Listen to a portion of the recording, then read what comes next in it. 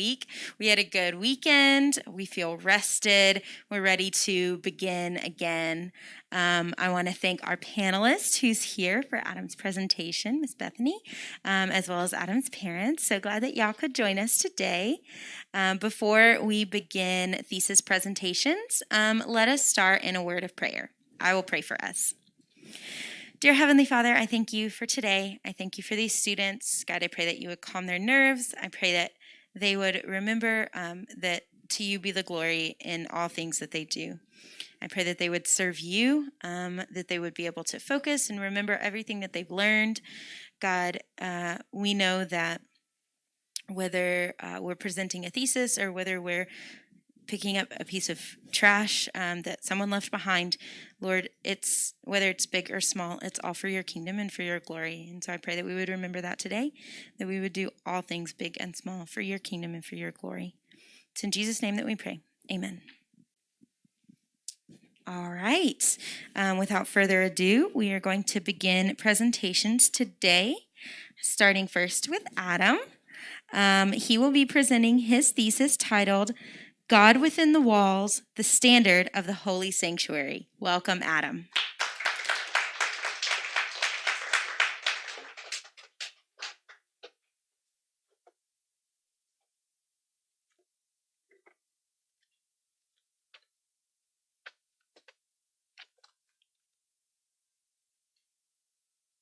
Good morning. First and foremost, I would like to invite all of us again to give a hand, but this time for ourselves, because we have completed the first week of thesis presentations.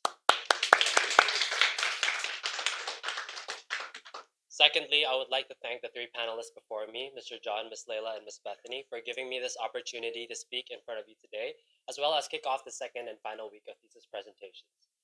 I would like to address and thank my parents for being here and for continually supporting me throughout the making of my thesis, and even doing so directly today. My dad even brought his own tripod, so you can get the picture. Lastly, I would like to thank my advisor, Mr. Janus, from whom without his help this would not at all be possible, as well as the countless of teachers and friends that have shown their unrelenting support throughout the year. Now, you guys might be wondering about the flyers in front of you. This flyer would serve the benefit of helping you throughout the comprehension of a few visual concepts that I'll mention in my thesis. So with that all the way, I'm ready to start my thesis. Let's take a quick trip down memory lane. Mr. Ish's history class, where he would talk about cathedrals of massive sanctuaries, majestic halls with unique and detailed carvings, instrumental classics that fill the silence throughout a chapel. And Mr. Ish, as he does, would go out of his way to get dressed in silk robes with ornament details, just as the pastor would in this time. Now, isn't this the concept of what a church used to be? Compare it to yourself now, walking into an auditorium, seeing a live band on stage, playing what sounds to be pop music, and then with full sound systems, loudspeakers, and flashing lights. Then you see the speaker come. He's dressed rather casually, and he looks fairly young, and he starts giving a testimony about his life. Now, most of us here have actually are more familiar with the situation I just described. Why? Because this is a modern church. Going forward with what the concept of a church needs to be, it would make sense to take certain fundamentals and apply them to something that is both more interactive and relatable to the present and future generations. Concerning the necessity and importance of interior aesthetic within churches, one must consider the theological, psychological, and practical factors. Now, just as in history class, looking towards the concept historically, the art of extravagant church dates back to the late 16th century during the Renaissance period. During this time, the Pope himself would mass corrupted fundings using official pardons or indulgences that were sold to the general public, blinded by their desperate desire to be saved. This was the start of dynamicism and symbolism in the Baroque architecture that eventually spread to other art forms at the time. On an urban scale in the cities of Europe, this sparked a new sense of appreciation towards the religious field that was much seen on a wider spread scale. Throughout these wild histories, we can ask ourselves, does this actually affect us worshiping God? And going forward, in the future, it can ask even wilder questions. such as right now, as worshiping online, or in the future, even worshiping through the metaverse or augmented reality, will that be the same? No. The famous author C.S. Lewis argued that humans are physical spiritual hybrids. Both sides must coexist together. With the influences of the church itself being worthy to be called a place of God, the element of church, the element of worship is being highlighted by the physical representation and how it definitely affects the spiritual importance of the messages being portrayed within. I'll be discussing the aesthetics of interior design, its meaning, interpretations, values, effectiveness, and overall, the worthiness it holds to be called a place of God. At this rate, we can still notice that the rate of change from which millennials today don't really prioritize this aspect of the church, hence, reducing explicit physical features. This is very alarming because we can see a pattern where millennials today, with their attendance in the church, are dropping exponentially. This threatens the flow of how religious traditions are going to be passed down to future generations. And this asks a big question for all of us as members of our church. Are they going to feel less of God's presence with the lack of these aesthetics? Are they going to be able to channel the messages and stories being told? And for a church, this is a form of upholding and uplifting the prestigious value of a church, a designated and specifically designed place to worship, a place of communion, and a second home for all Christians. And then we can start asking further questions, such as the efforts being made right now in our churches is doing him justice. Now, within the factors with which we must consider when breaking down the importance of interior aesthetics within a church's atmosphere, it is an excellent place to start by referring to the theological references from the Bible. Exodus 25 states that God instructed mankind to build him a sanctuary, but God instructs mankind to do a lot of things. And bearing in mind that we can't implement a message just from merely one verse, we must look to the book of Exodus 25. In this chapter, it states that God tells Moses his one intention, his one instruction, for he desired to dwell among us, and that is to build him a worthy sanctuary. And some think that though there were groves and altars that were used for religious worship before this, there was never any temple, any sanctuary before this house that kept the tabernacle. And this house wasn't any mediocre building. It wasn't any regular house. It was enveloped with riches, wealth, and gold that would equivalent to billions of dollars today. As Christians, we know that we must strive in excellence in everything that we do. Considering direct instructions of the Lord, this again would be emphasized. Therefore, everything about this church, the planning, the layout, the design, it all ties in with the amount of effort and willingness of hard work that we are to show for God. Let's just say if the president were to come to your house, would request to stay in your house, you wouldn't give him a lousy, messy storage room. You would make the best bedroom available, the cleanest bedroom available. Am I right? Concerning this perspective, we can now look to the book of Acts. Acts 20 states the standard of only fulfilling the task that the Lord Jesus has given us. These tasks are spreading the good news of God's grace, the gospel, and overseeing the church as both a community and a physical building. Now, from these tasks, we know that building a church is definitely one of them.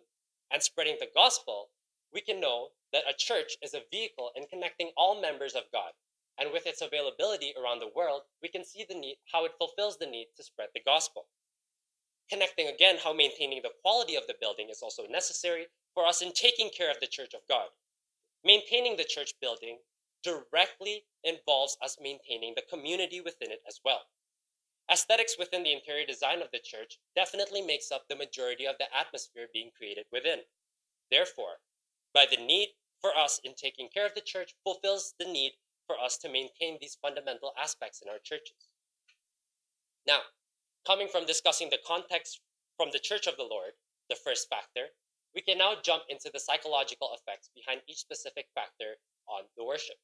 The second factor, an emotional response is necessary. But what do I mean by emotional response? An emotional response refers to the interaction, the emotion that is reciprocated from the audience, not only from the church as well. Therefore, only then would the building design be successful in itself, as it has connected both parties into a complete consciousness within the worship atmosphere that they are trying to achieve. Note that this could be in the form of anything, from the use of spacing, material, and even types of furniture. They are all factors that can add up in support of one another in creating environment. For instance, let's take confession rooms. They're often small, dark, and private, just as the ones seen on your flyers before you. What feeling do you think this offers? This offers a feeling of solemn, a feeling of secludedness and privacy for the individual. In contrast, we can see how if this specific tradition would be applied to another aspect of design, such as a grand hall or a big room, what feeling does this offer for the individual? This may give the feeling of insecurity and fear of judgment and the nakedness and the transparency of the sins that he or she is trying to confess. Now, from merely one example, out of merely one religion, we can see just how important it is to have an appropriate design space for any part of religion.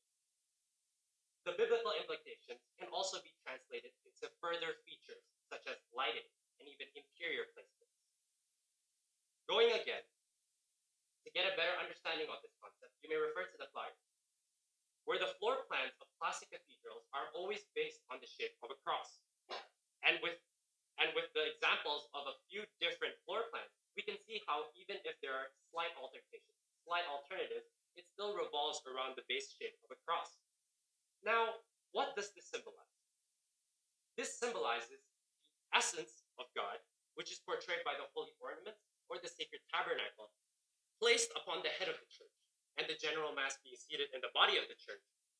This shows and symbolizes that God is the head of our church, and that we are the body. Now, these are all examples of how features add up subconsciously towards the human mind in regards to the atmosphere of worship that successfully connects us as members. Finally, diving into the third factor, and possibly one of the most relevant at this time, where the effectiveness of the church relies heavily on the success of complementing the aims and design based on multiple factors that show a statistically proven analysis. Generational gaps affecting the decline and incline of a church's attendance leans heavily towards each generation's preference. Imagine possible scenarios. Imagine this possible scenario. A 50-year-old man enters into a modern church, the one I described earlier. He's trying to find peace and joy within his worship, but yet he's welcomed by a full sound system, loudspeakers, and concert stage-like lighting.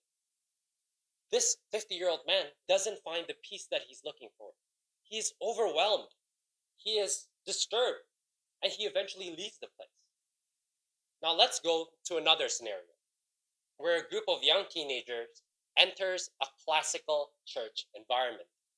The majority of the mass rise to their feet along with the majority of the ceremony, and they proceed to hear a lecture on their feet for 45 whole minutes without breaks. They will feel bored. They'll feel disconnected, again, unsatisfied with the worship environment that they're trying to have. Now, these two separate scenarios portray a very important concept that must be understood.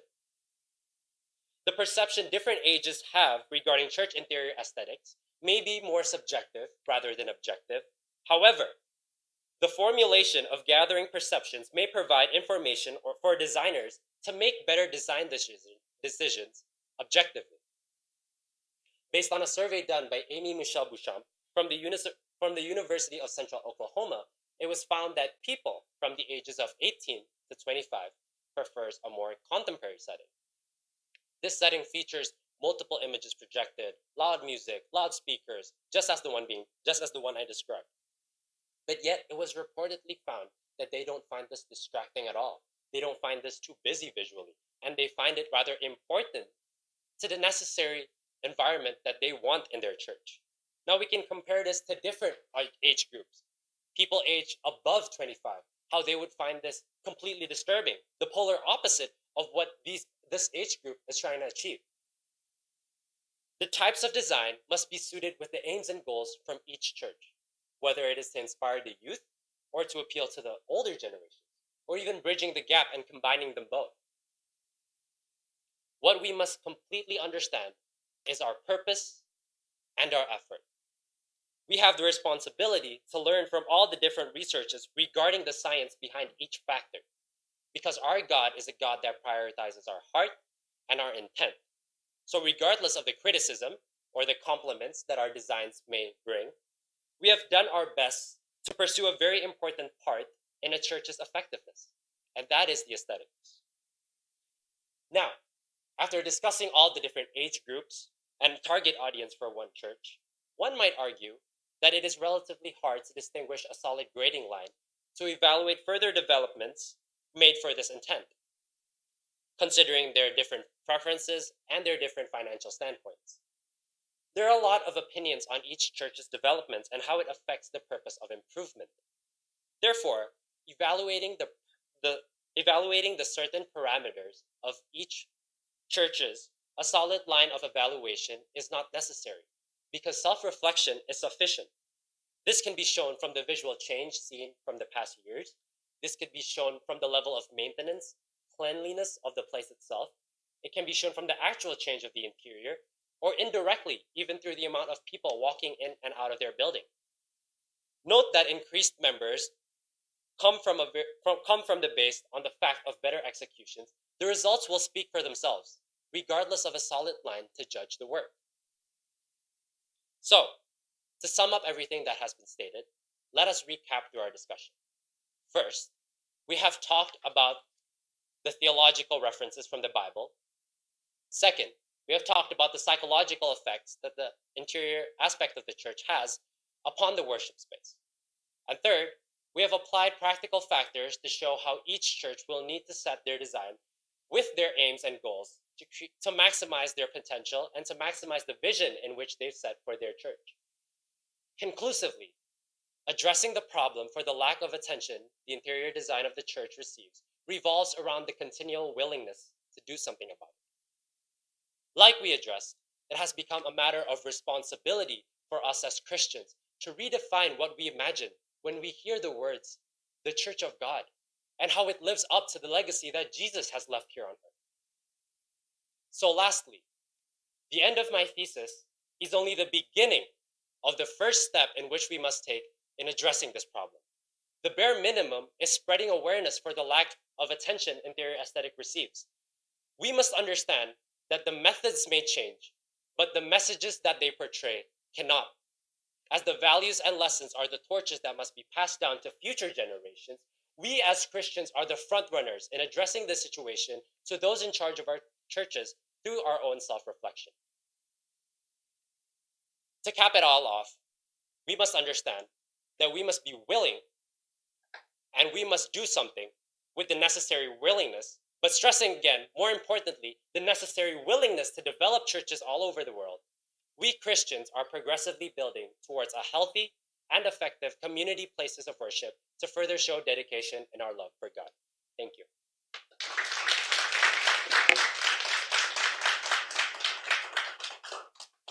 Well done, Adam. I'm going to give it to our guest panelist, Miss Bethany. You have 7 to 10 minutes. You can ask any questions you want. Okay.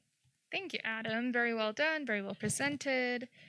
Okay, so my first question is more of an opinion question for you as someone who's going to be an architect himself. Do you think that the sort of Gothic church design that you've shown here and have spoken about, do you think that that's occasionally too European? Do you think that church design should be modified to accommodate the culture? Should our churches look more Indonesian in some way? What's your thoughts on that? Or is this Gothic cathedral design like, this is objectively the best? Again, thank you for the question.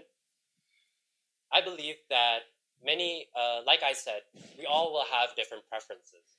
And towards the Gothic churches that I described it as the start of extravagant church designs. But however, applying it to different areas, I'm assuming you mean here in Indonesia, there's something that we must do to reflect upon our own. So, like I said, we have the responsibility to learn from every science behind each factor. Does this specific location prioritize or prefer this aspect of design more than this location? So I think the answer that you're looking for is going to be more based on particular places in Indonesia itself. For me, myself, I don't stress on the necessity of big Gothic and church designs. It looks rather scary if you're being there yourself and looking above these massive sanctuaries. But I feel like each, again, stressing on each how location and culture affects their preferences, I think it's going to be more subjective. Okay, so in connection to that, so would you agree that there are contexts in which the more modern and darker minimalist warehouse that you've described it as, that aesthetic is actually preferable to the cathedral style, objectively better? Thank you for the question. I believe, yes, if the church itself is designed to aim towards an appeal towards that age group and that target location, then yes, I would agree that this minimalistic setting and more contemporary setting is far more objectively better than the Gothic cathedral that you mentioned. Okay. So, do you genuinely believe that changing the aesthetics of the sanctuary would prevent church numbers from declining? Thank you for the question. I believe that there are many factors of a church's effectiveness, and although I'm not discussing all of them, of course, but I do believe that the interior aesthetic is one of, if not the most important, of building an atmosphere within the church, and that definitely affects the effectiveness of people, whether or not they want to come into this church. They want to feel the atmosphere of worship that's being created. So I would say that it is not the only factor, but it is definitely a factor. Okay. Lastly, so you mentioned in your thesis the example of Solomon in your presentation, who built a house for the Lord. In Acts 7, Stephen says, when he's speaking to the Sanhedrin, he says, however, the Most High does not live in a house made by human hands. And then he quotes Isaiah, heaven is my throne, and the earth is my footstool. What kind of house will you build for me, says the Lord, or where will my resting place be? So I think in the New Testament, you get this moving away from like the physical location of the tabernacle, right? Don't you think that then it seems like the emphasis on the interiors and the physical place in the New Testament is far less than it is in the Old Testament? Thank you for the question. I would agree that in the New Testament, it states it emphasizes more of the church as a community than as a physical building. But as we learned in Bible class, we know that the Bible in itself is one comprehension of teaching, and it cannot contradict itself. So although stresses have been made more on the New Testament about the community, I still believe that, as we discussed, maintaining the church building physically is directly going to connect with us helping the community within it. So with even though it stresses more on the community, we can see that caring for the Church of God, maintaining these fundamental aspects, is also a way of doing so. Okay, I think that's all for me. Thank you. Thank you, Ms. Bethany. Thank you. All right, Mr. John. Thanks for your presentation, Adam. I like that you brought up C.S. Lewis. He's a person that lived and worked at Oxford, right? In a city of immense grandeur, ancient buildings, yeah, absolutely phenomenal location. But when he talks in his writings about spiritual experiences, a lot of times he would talk about being on a walk through the countryside or observing a rain shower or following a ray of sun up into the clouds and things like that. So how would you speak to that? Because on the one hand, you have like this immensity of the grandeur of this building and this location, but you have this author who is also talking about just the personal spiritual experience, not in any kind of building at all, but just in solitude, in nature, with God. Thank you for the observation, Mr. John. I believe that humans themselves can think about anything in anywhere. But in a church, or in this case, even outside of the church, in any situation, the atmosphere around us drives us to make us feel a certain way. How we would feel sad during rains, or how we would feel gloomy when the sky is gloomy. that atmosphere subconsciously, although we realize it or not, it affects us towards thinking these things. So the best that we can do as making churches feel a worship environment for the Lord, we have this responsibility to create the best atmosphere for them to possibly feel those emotions in their worship environment. Okay, thank you. So next question.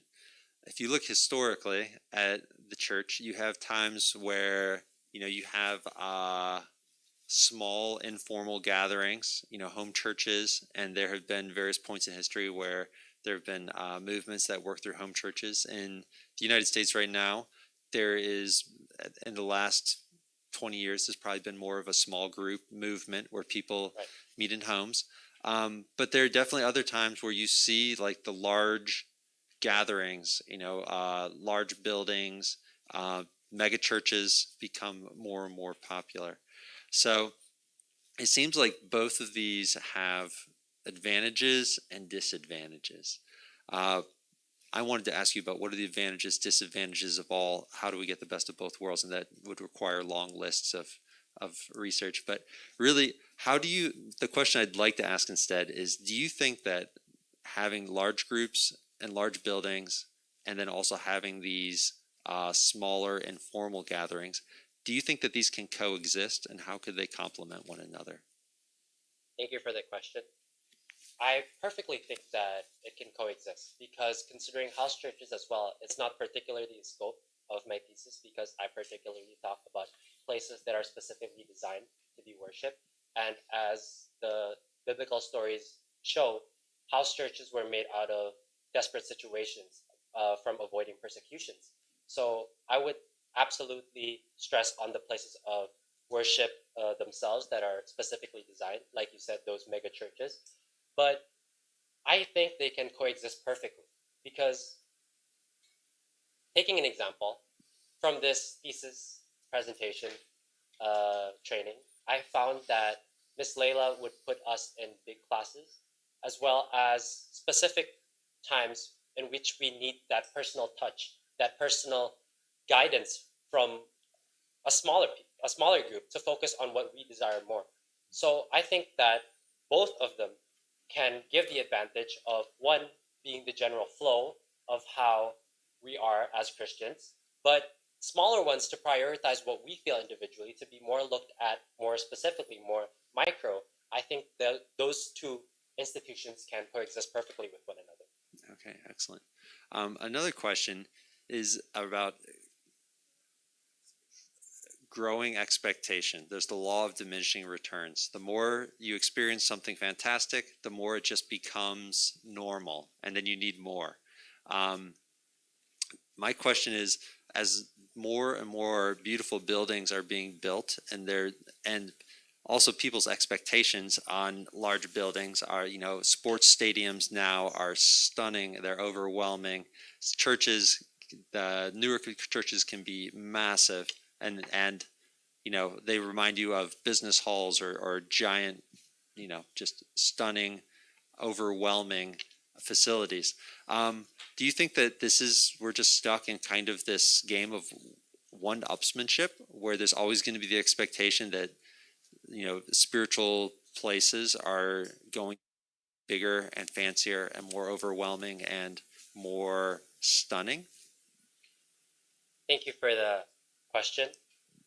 I do think that the developments of churches throughout history has been also because of the developments of technology and how people at that time can only use bricks, can only use classic materials to build their churches. So there would, of course, be limitations to the type of churches that they would build.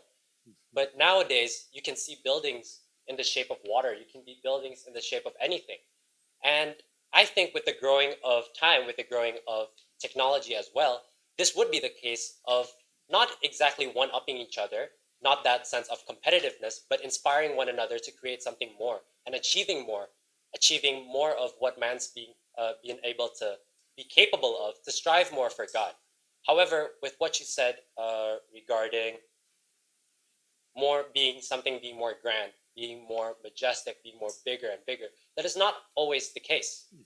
A specific Japanese architect made made a church only in the shape of a cube, and on one with no lights, and one wall, he made a hole in the wall in the shape of a cross where a light would shine through.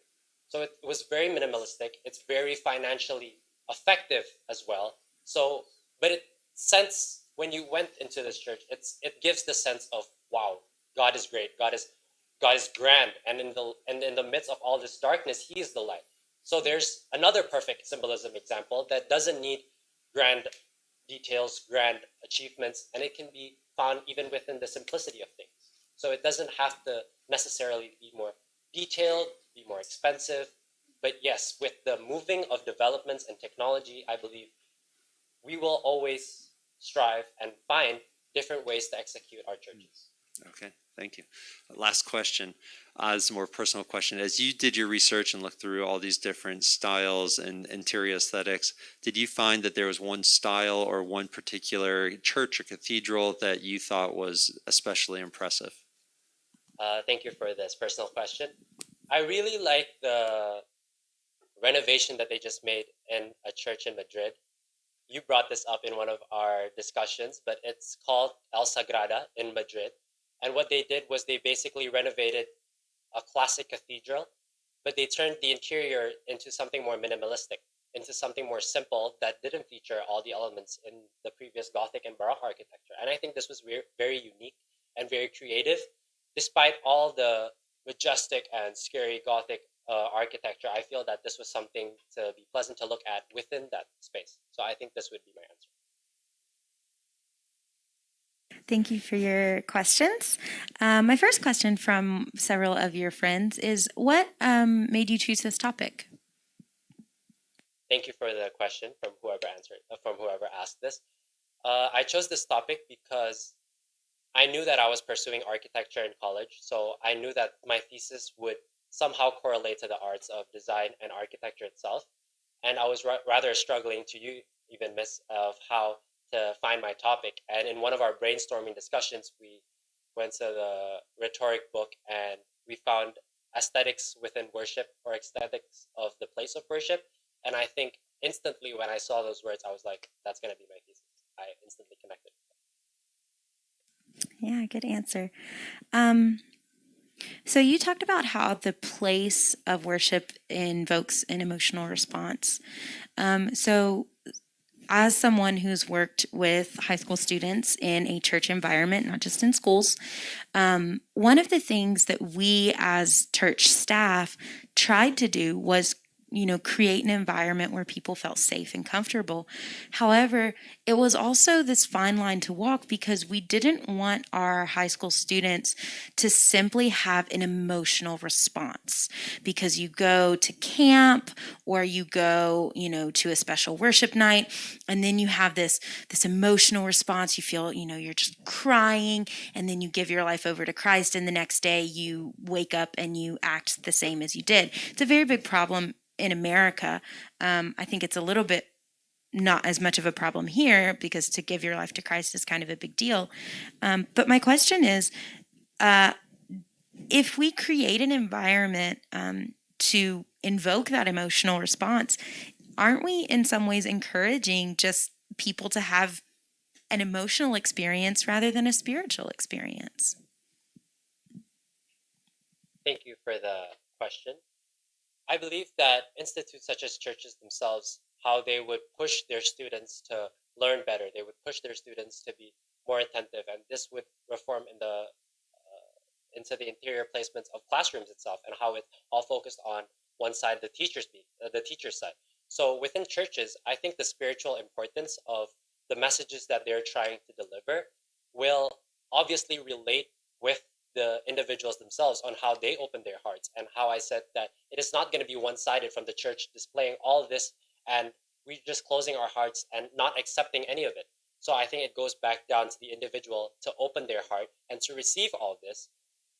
And by opening their heart, I believe that an emotional response, like I said, would be the best solution in getting these people to open up and accepting kind of the spiritual importance of the messages that are said. So I think instead of it outweighing the other, I believe that this can work together and be more effective in that way.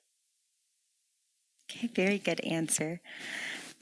So I know you don't really talk about house churches, but I do want to bring up, I want to bring up the Chinese underground church because right now the Chinese church is blowing up. It's exploding. Just people coming to faith, and it's all happening underground because they can't have a wall that has a cross in it. They can't even have that. They can't even have, a picture of Jesus or words from some of the verses on the wall, right? Everything has to be done in complete secret.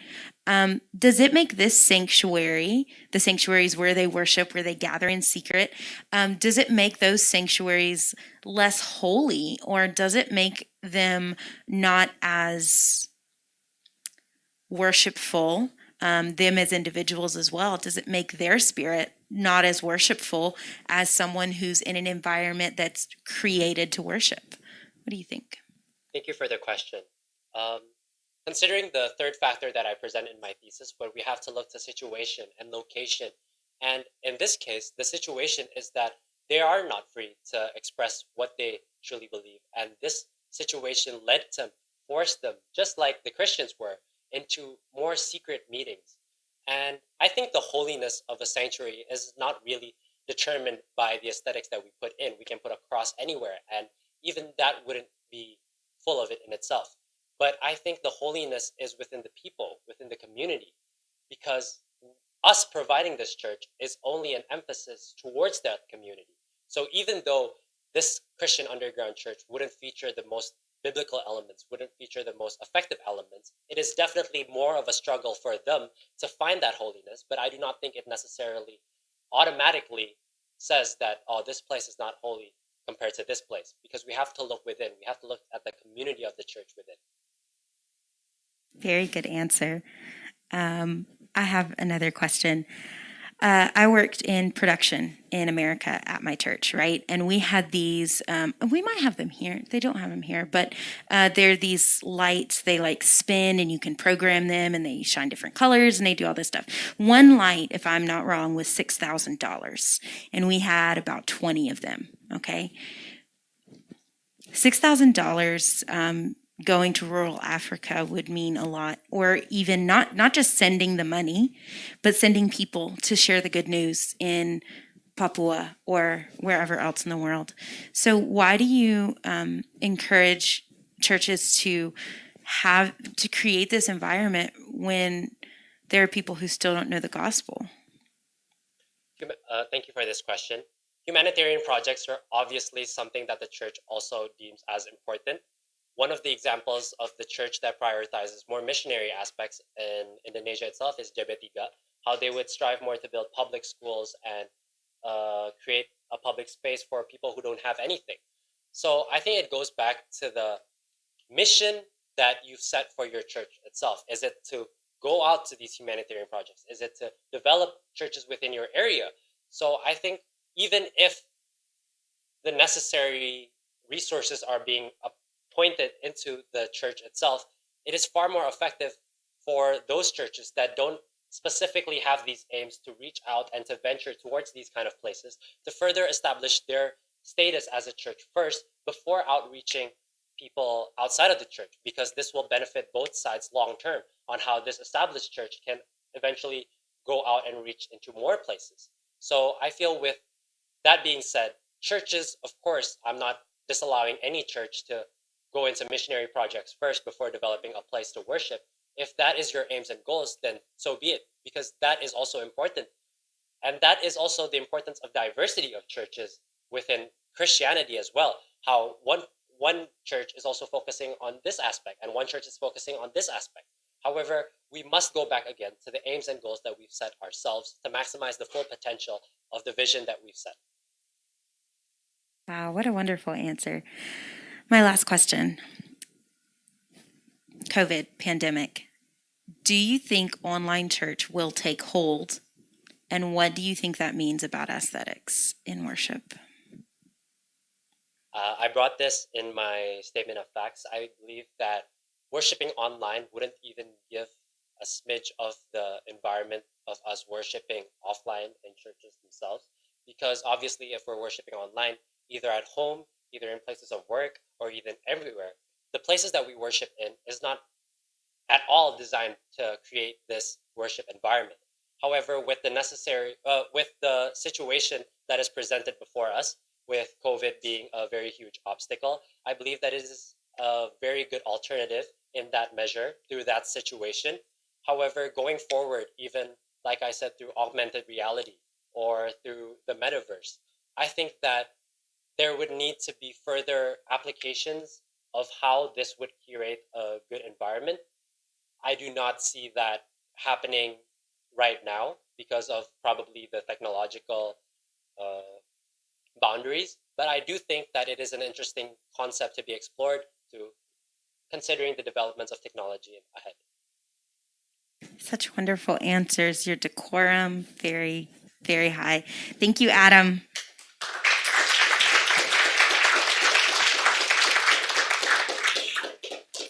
All right, our next presentation is going to begin at 10 a.m. However, Mr. Abed was supposed to be here with an announcement, but he doesn't have one, or he's not here. We'll see if he shows up. That's fine. All right, you guys be back here at 9:55. You have a 15-minute break.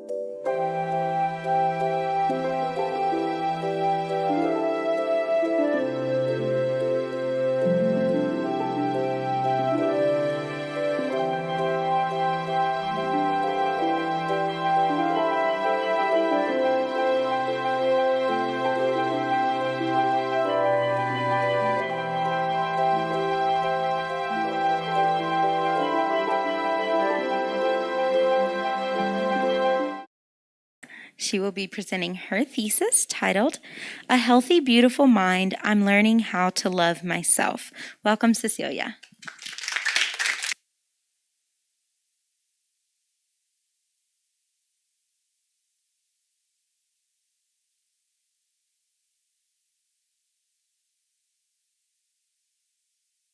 Coming and for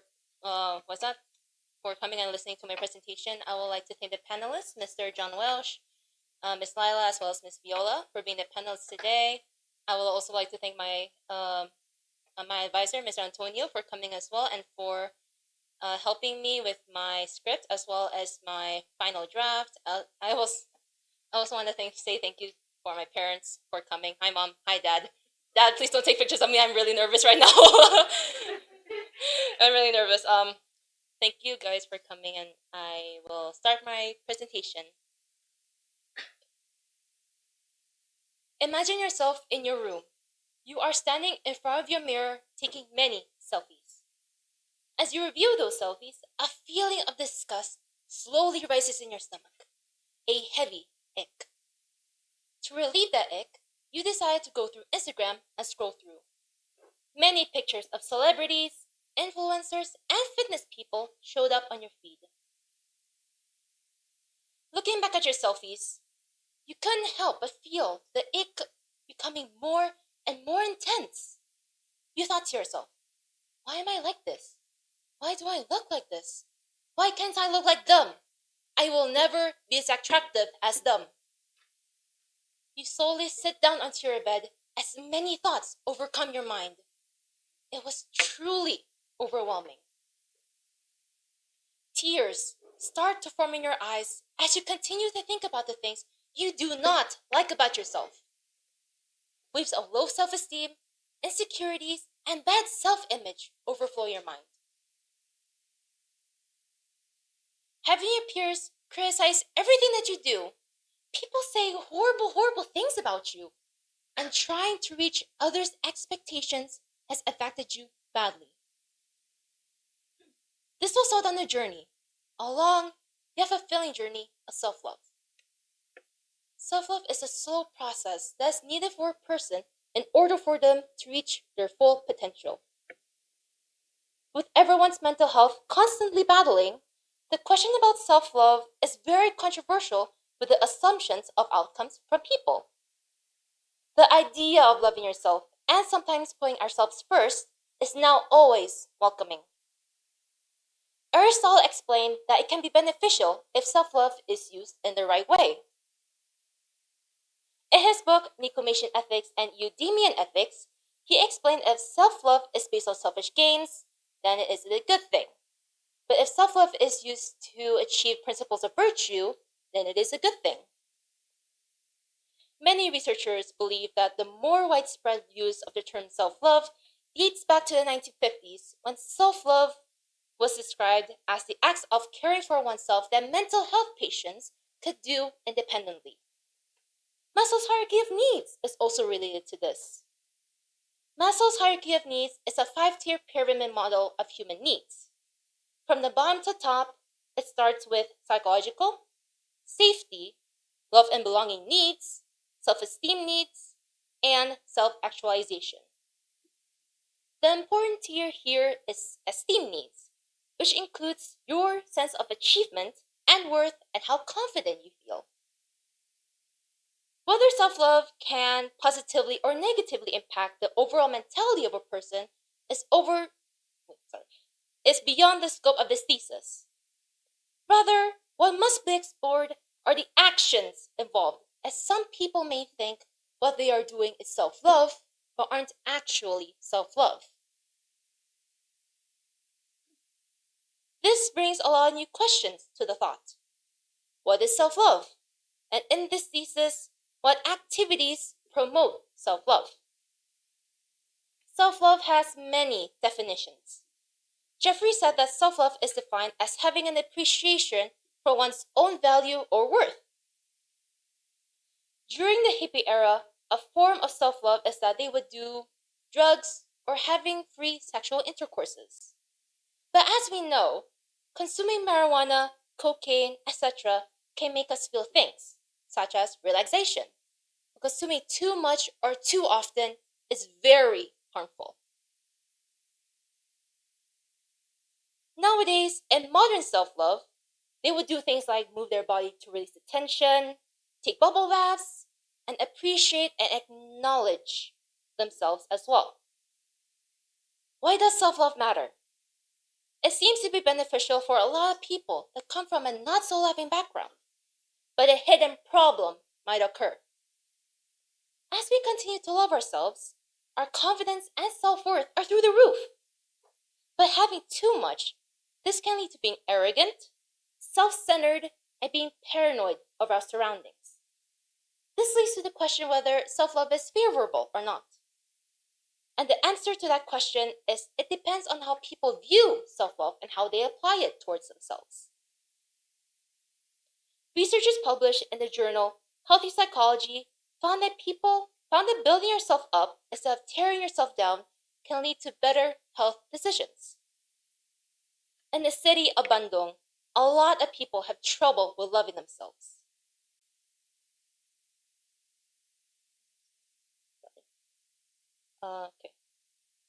As these children grow up, they will have the mindset that they are nothing, that the children are not good enough, that the children are not allowed to make a single mistake, or else everyone will make fun of them for it. This will eventually lead to heavy issues such as depression, anxiety, and the worst of all, suicide.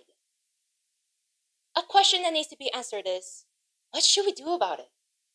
Some will say to go full out and love yourself as if you're the absolute best. Others will say to do it, but to some degree.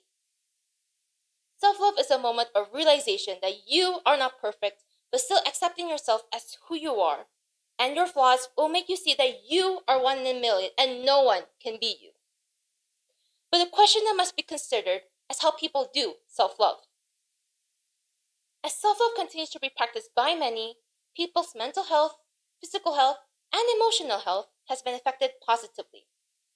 One effect is that it helps a person to develop a healthier lifestyle. Benefits of developing healthy habits include having alone time, practicing mindfulness, allowing forgiveness, and wearing your confidence proudly.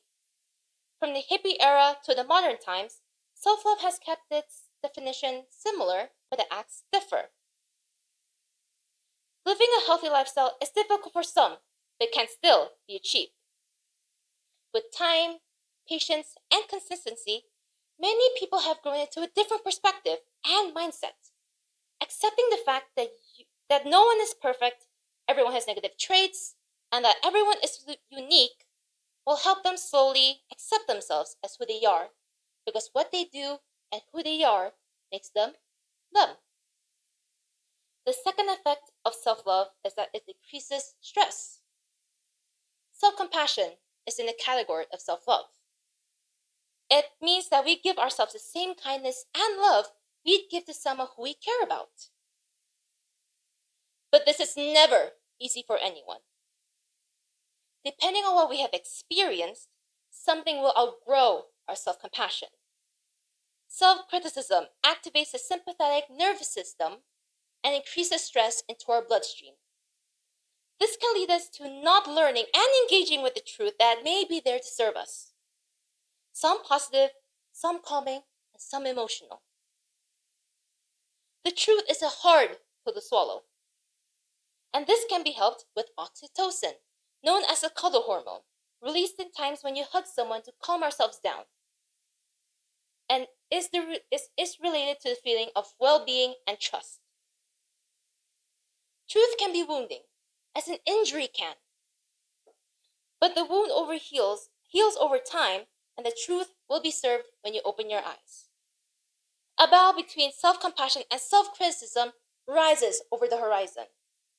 Self-criticism is a tendency to join a negative self-vision that ends in a person feeling worthless or like a failure whenever they do not reach their or someone else's expectations. Some examples of self-criticism phrases are, I'm not good enough, I am a failure, no one will love me, etc. Children who were raised in a controlling and not so affectionate family grow up to be more self-critical than other adults. After realizing their excessive efforts for parents, expectations, and everyday worries, they felt really burnt out and drained. The piles and piles of homework they have to do, the calls or hangouts they promised, and trying their best to exceed others and their expectations has affected them really badly. And this ended up not getting enough me time. And with this, perfectionism is on the rise. Perfectionism is something that will affect the journey of self-love.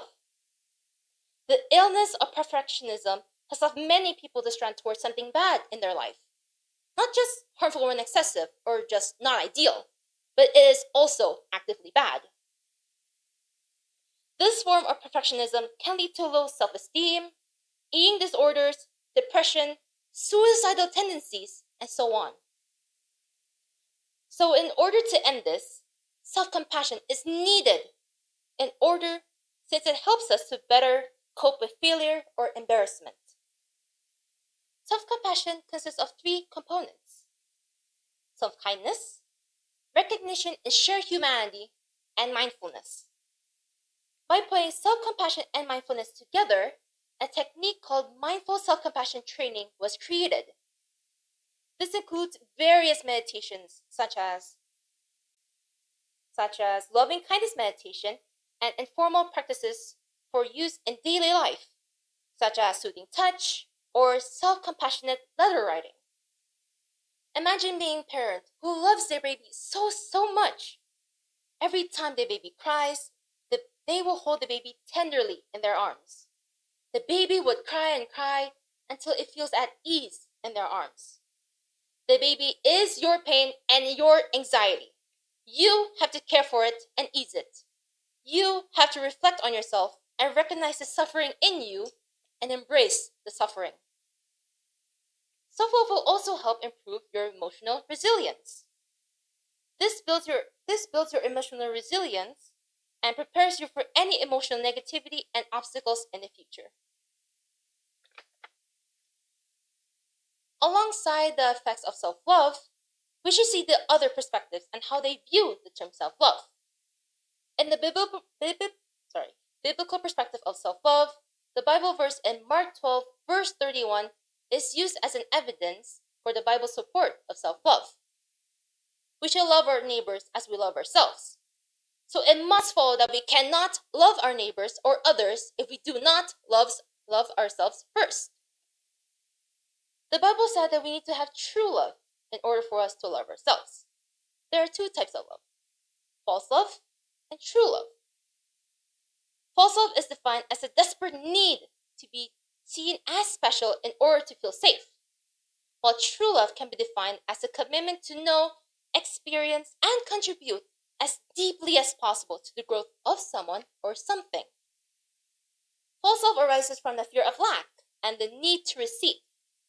However, true love appears when we acknowledge our fears as they are and surrender to the thought that all life is part of a greater plan that which we are responsible for.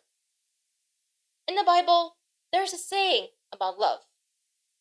You will love the Lord your God with all your might, all your heart, and all your soul in Hebrew. This means that you have to love God and all His creations, including yourself, because you are created by Him. Hearing the term self-love may cause many misconceptions. Some may think of self-absorption or selfishness. A verse that will be related to this is Philippians 2, verse 3, which says, "Do nothing out of selfish ambition or vain conceit, but in humility consider others better than yourself." But in Philippians 2, verse 4, said that each of you should not only to your own interests, but also in the interest of others, which is a biblical way to love oneself. In the books of Jeremiah, Isaiah, and Ephesians, mention that we matter to God and that God has a plan for our lives. An example for this is a horrible working environment. The boss keeps making us do so much work, co-workers mistreating us, and an immense amount of stress, etc. God will be waiting for us at the end of the dark tunnel to come to him and to see the gift that he has prepared for us. In Philippians, the Bible says that God is at work in us and is faithful to complete the work. He wants to make sure that we become the person that he imagines us to be. Overall, the Bible has given a positive aspect about self-love and that we should do it. We accept God's love by accepting ourselves. We submit any flaws we see to him, and we do not allow self-love to turn into self-focus, seeing ourselves as a greater or high being above all else. If we do not love ourselves, then we are not accepting the fullness of God's gift. Self-love has created a lot of suspicion, one of which is self-love reliable or not? But as we see from many influencers, celebrities, and individuals, it has benefited them a lot. The first benefit is that it gives greater life satisfaction.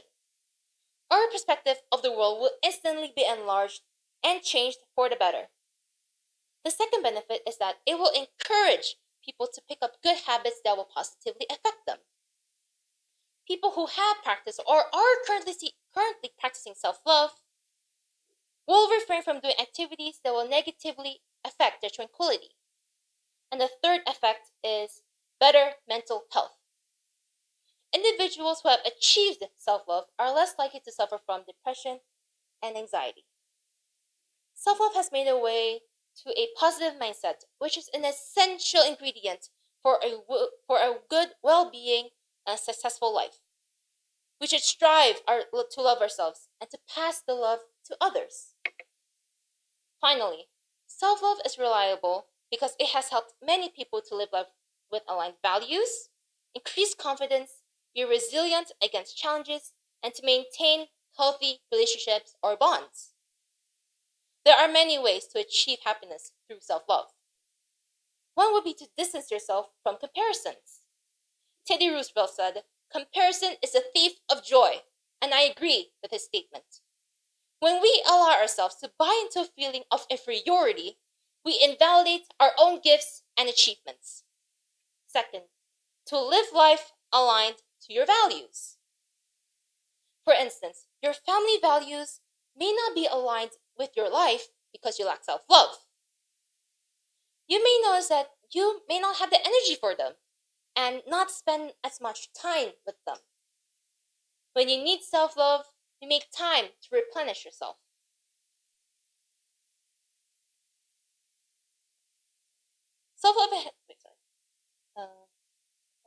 This will help you to be more present and with those who you love and care for. The third reason would be confidence.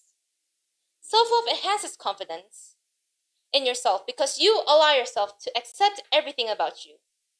When you allow yourself to embrace all that you are, you will notice you won't feel shamed or insecure whenever you're not someone else. There are many questions that revolve around self-love, some being more detailed and some being more vague. One question that was asked was, does a person have to go through trauma in order for them to love themselves? My answer to that is no. The issue towards self-love can be slowly built up. The person may have a good backstory, but as their life progresses, they might experience some traumas in their life because we live in a sinful world full with sinful people. There are two types of traumas, the big trauma and the little trauma. Big traumas are events that are highly associated with PTSD. This includes serious injuries, violence, or life-threatening experiences. Little experiences are highly distressing events that affect individuals on a personal level. This includes non-life-threatening injuries such as a death of a pet, loss of significant relationships, and so on. Overall, everyone has experienced some form of trauma in their lives. No matter how gigantic or how little it is, self-love will help them through the process of healing. And another issue in self-love is that people can easily cover up with narcissism or ego. There's a fine difference between narcissism and self-love.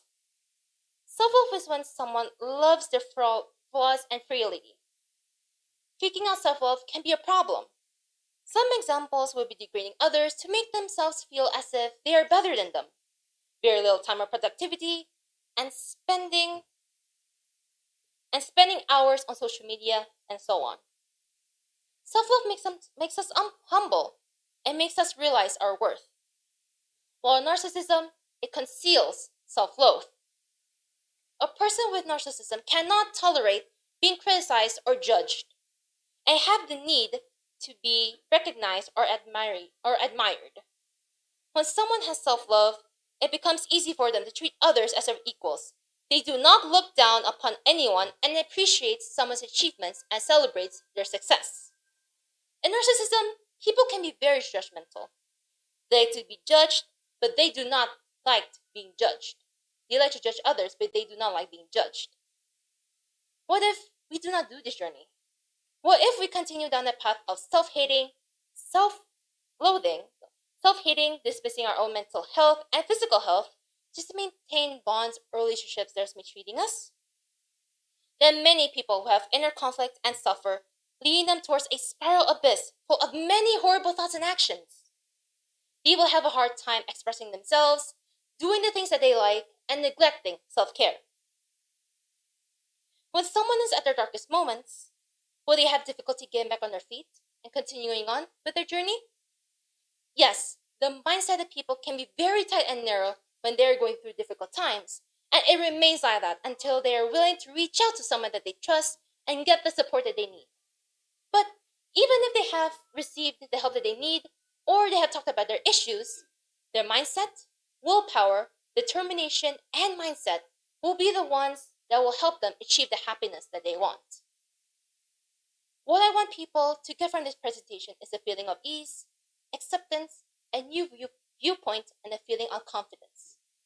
And the first thing to achieve these is self-realization. Thank you.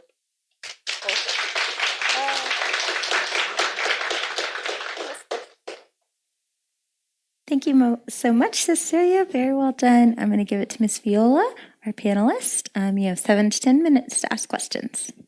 Thank you, Miss Layla. Hi, Cecil. Hi, Miss. No drink there, so No. you cannot have a break for drink. Okay. No, I can't. Okay, so it's really interesting topic that you brought, and it's very popular these recent years. Like Yes. people are promoting about self love more than years before that we heard about self love. Okay, so I would like to appreciate how you bring up this topic and how you integrate both the psychological perspective and also the biblical perspective. And I think that would be how we are going to discuss about this topic. So my first question would be, even if you have mentioned some of the biblical verses that support about self-love, however, what do you think? Is self-love a justified selfishness? Is self-love justified selfishness? I would say that in a way, if someone were to do a lot of research in self-love, they would say it is justified as a selfish gain because people have gone through self-love for selfish gain, such as, making other people jealous of their lifestyle right now, or like trying to degrade others because, they want to feel as if they are better than everyone else. So in a way, I would say that self-love is a way to justify selfish gains, in a way, yes. But if someone were to do a lot of research in self-love, they would disagree on that thought because when it comes to selfish gains, they is negative, right? But self-love mainly leads to the positive effect, which means that they love their flaws, they love their frailty, they love everything about them, and they accept their flaws, and they want to project that kind of love towards someone else, towards their loved ones, because that certain loved one may have the similar problem as them. So they want to project as if that self-love is a good thing and that they should do it because it will help them become mentally become more healthier, physically become healthier, as well as emotionally become healthier. Okay, thank you, Cecil. So some groups of people might say it could be justified selfish gains, but if we dig more, it's actually not, right? Yes. So what would you say to us? What would be the limitation. Is self love removing our guilt and shame on being selfish? So, what I say with the limit is when it comes to self love, is that don't let self love be. Since self love can lead to narcissism, that's the limit where you would put a line to it. Because self love, if you don't have any limits or like restrictions when it comes to self love, like I would say, others would say to do self love to some degree. I would say because, yeah, the self love can become into narcissism, which makes them think that they are better than everyone else, and that is not the right thing to do about self love, because self love makes us realize that we are equal towards everyone else and that we are all humans. We have negative traits. We all have advantages, disadvantages, different. Some of them are different, and that we have to accept others and accept ourselves because we are one in a million, and that no one can be us because, yeah, we are who we are, and that what we do and what we like, how our personality is, it makes us us, right? Sarah, can you repeat the second question, Miss? Okay. Is self love removing our guilt and shame on being selfish? Self-love removes. In a way, it kind of does, because as I said, when it comes to selfish gains or like guiltiness, they can cover it up with self-love and say that, oh, I'm doing this because I love myself. I want to, was that, I want to make myself realize that I am worth it. But they can take it to the next level to they think that to think and they think that others' lives and how they are aren't as worth it as theirs. So in a way it removes it, but in a way it doesn't, because if they know what they're doing, if they know that they're using self-love to cover up their guiltness or like their what's that, selfish gains, it will make them feel more guilty because it's like, oh, I am not, like, I am covering up myself. I am covering up a bad deed with something that's supposed to be good for other people, that's supposedly affect positively for other people, but I am making it think as if they are bad. So in a way, 50-50, it can be bad, it can be good. So it's a pretty gray line, yeah. Pretty gray line. Pretty indeed, gray yeah. line. I'll say there's a gray line between it, yeah. Yeah, thank you, Cecil. So it's interesting how you make the different line between the self love and narcissism, because we need to really know the line between the self love and self pride. Yes. So you did a great job for that one. Thank However, uh, you got it correct. Like, we have several Bible verses who says like we need to also prioritize others above ourselves, right? Yes. And also, but also another Bible verse who are saying that love others as you love yourself. However, Bible also call us to do a self-denial. Self-denial. Uh-huh. So Bible also call us to do self-denial. So how can this be balanced while we are doing self-denial, but we also are doing self-love? How could it be? That's actually a very interesting question. I haven't done much research when it comes to self-denial.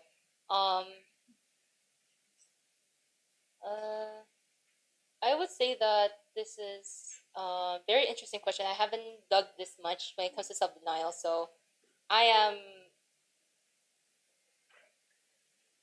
I would say self-denial, as in they are ignoring their own like guilt and selfishness, saying that, oh, I'm actually doing this because of self-love. It's nothing bad.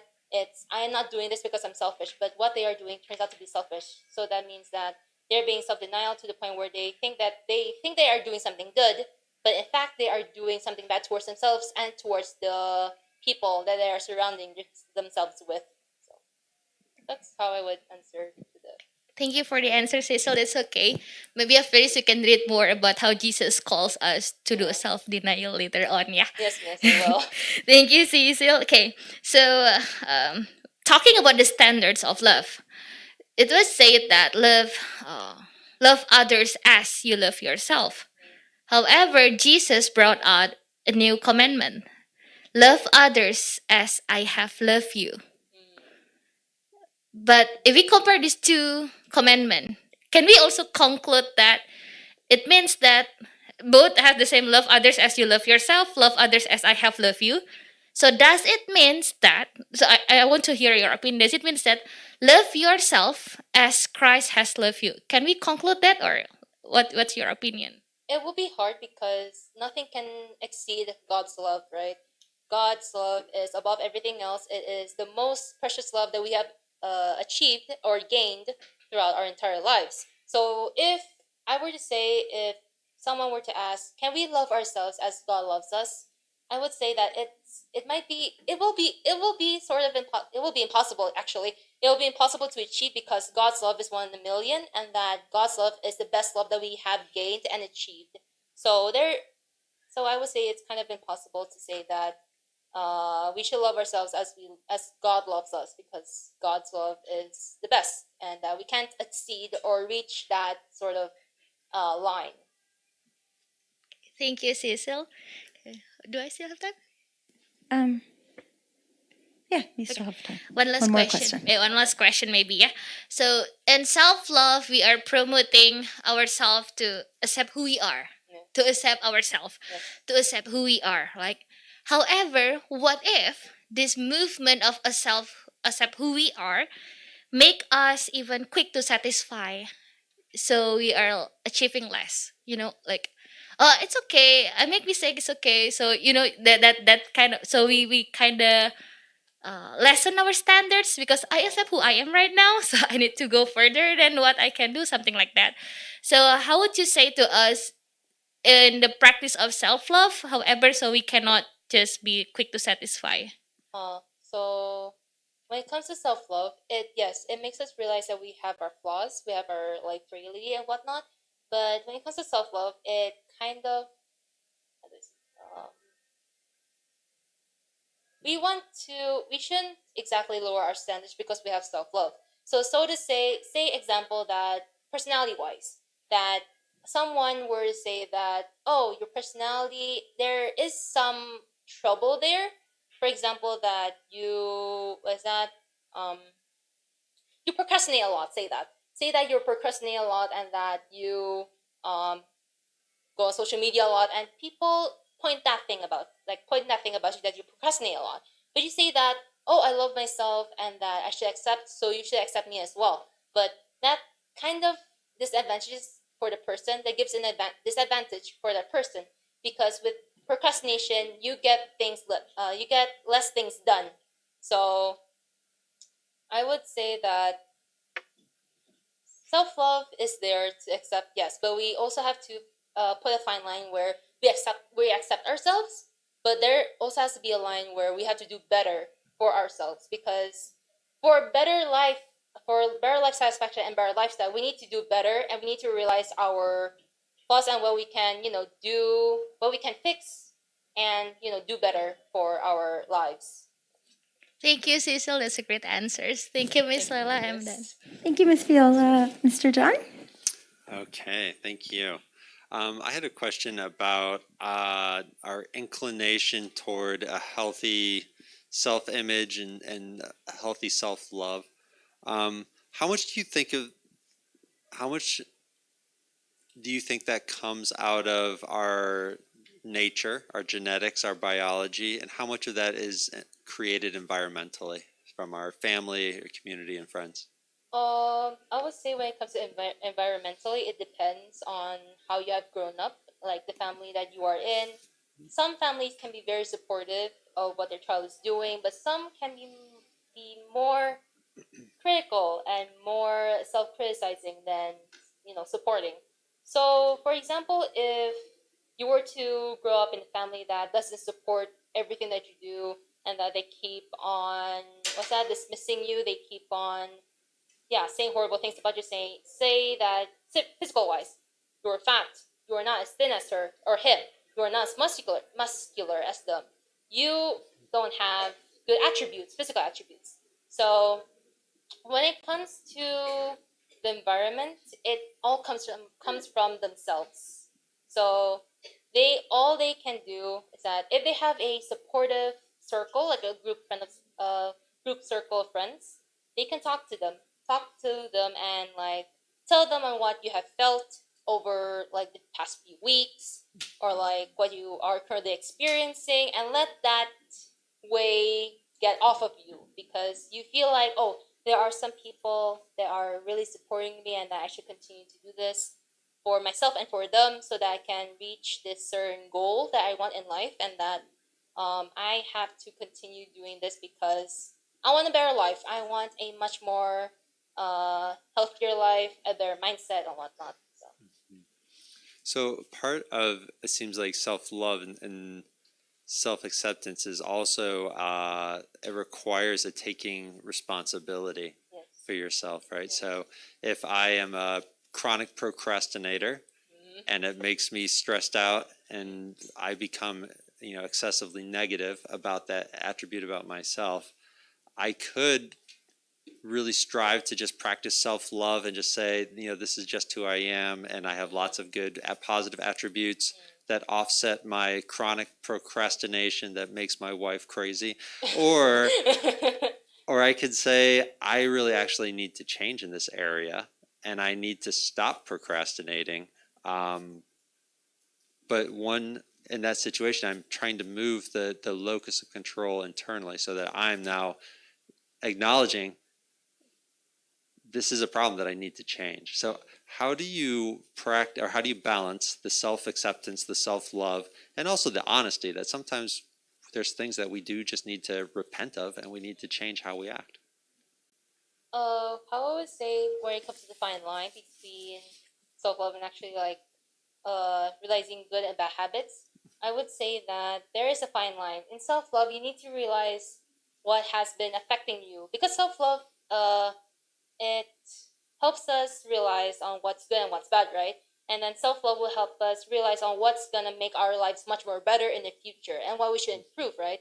So I would agree with the second statement that you said when it comes to procrastinating is that we have to realize our bad attributes, our bad habits that are negatively affect our lives, and we have to change that for the better, whether it be slowly or fast, whether it be a slow process or a fast process. All it ends is that you have to get rid of that bad habit that is negatively affecting you and change that into or getting a new habit. Once again, used to a new habit that is currently affecting positively in your life. So it's, A follow-up question. So in terms of the habits and the selfishness, do you feel like there is an appropriate level of what you would call self-care or selfishness? Because you do see, on one hand, there is a lot of rhetoric and or a lot of rhetoric around. You need to take care of yourself. You need to give yourself some grace. You need to think about yourself sometimes appropriately. And I think you do see that sometimes with Jesus, where he took naps, and when he was thirsty, he asked for water, and when he was hungry, he ate food, and when he needed time alone, he took time alone. And I think you could say, well, wasn't that just him being selfish? But we'd say, yeah, no, that's how we define the lines of appropriateness. But for us, it seems like there is a risk that we can become so focused on self-love that we end up it becomes almost toxic.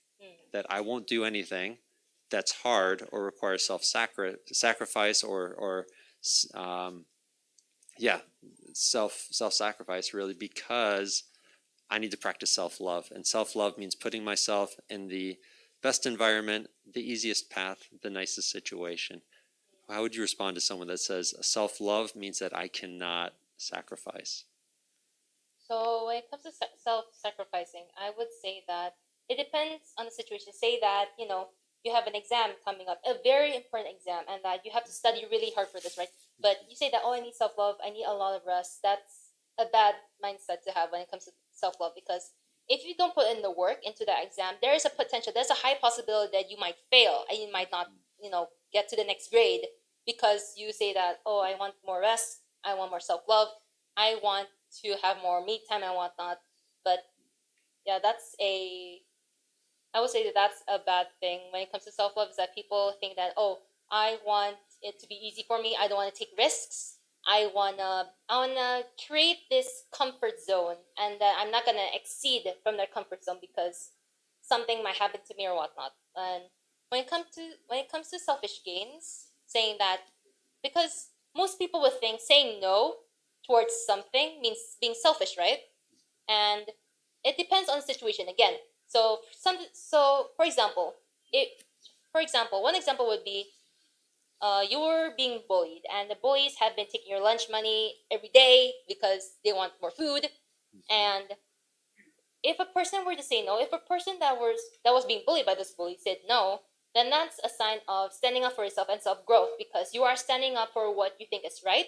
You are standing up to those bullies who have been mistreating you a lot, and that sometimes saying no is the best option, because if it were to be negatively impacting your life, then you are allowed to say no, and then you can change that mindset and focus your vision, or else like focus your attention on something that's more positive, rather than sticking with the negative sides in fear of people not liking you because you said no.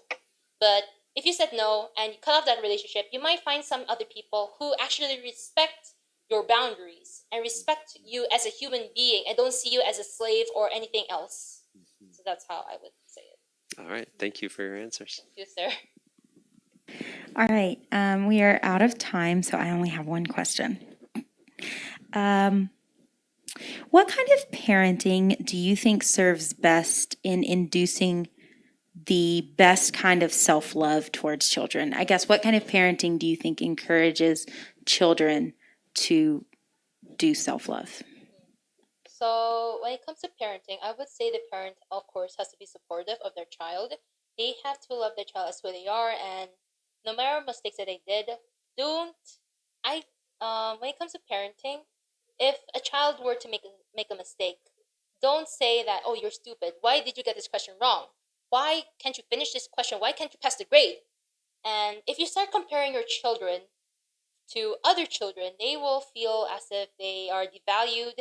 Their worth isn't as much as the other child, because it seems with the child thinking, they think that their parents prefer the other child other than their own. So I would say that when it comes to parenting, you have to support them, of course, in whatever they like, whatever they do, and you cannot compare. Do not compare your kids to someone else's kid, because again, comparison is the thief of joy, as Teddy Roosevelt said, and it's very discouraging. It's a very discouraging sensation towards the child, and it will devalue their own worth and their own value. Okay, thank you, Cecilia.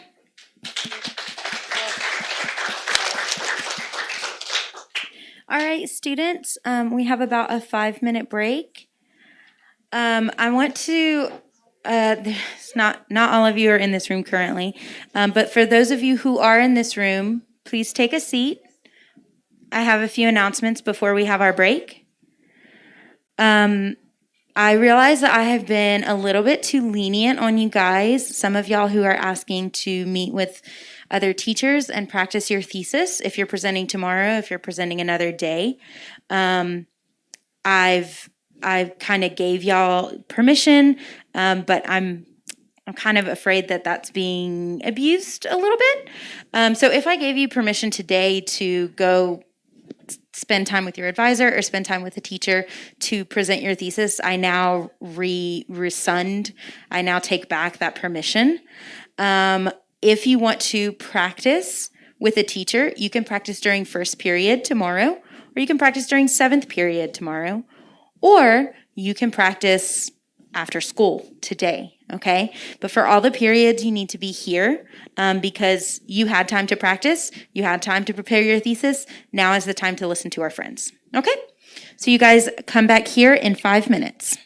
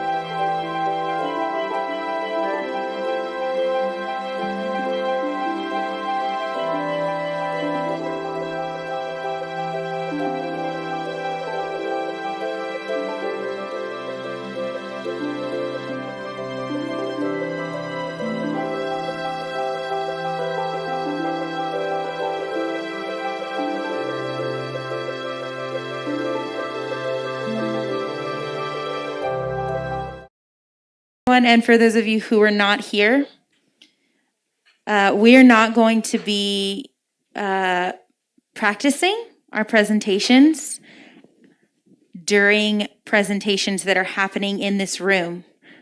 Okay? So if I gave you permission earlier today to go practice with a teacher during 7th period or 6th period or whenever it was, I now take back, I rescind that permission that I gave you. You can either practice during 1st period tomorrow or 7th period tomorrow, or you can practice after school today. Okay? But when presentations are happening, we need to be in this room, paying attention to our friends, respecting our friends, right? Because they work just as hard as the rest of us. Okay? And if you want to go watch the movie, which I think they're mostly over by now, but if you wanted to go watch a movie, watch one of the films from filmmaking class, you needed to ask Miss Layla's permission before leaving. Okay? I'm responsible for you.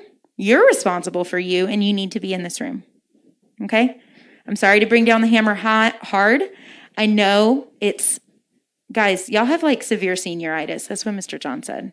It's so true. Senioritis where you're done. You're ready to be done. Some of you already are done. I get it. Okay?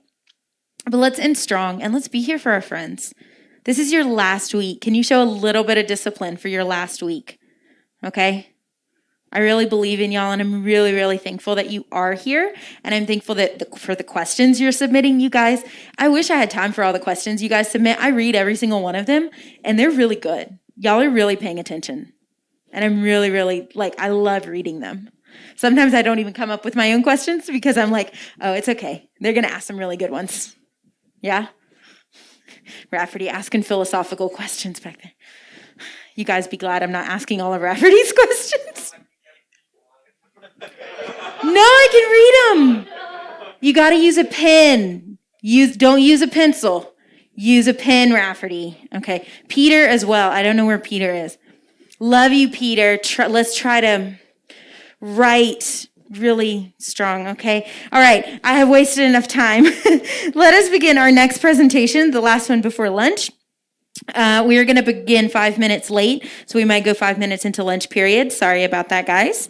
It's going to be from Hajong. She will be presenting. Yeah, give it up for Hajong. Yeah. Before I announce her presentation, let's also give it up for Mr. Tony. Mr. Tony, our panelist. All right.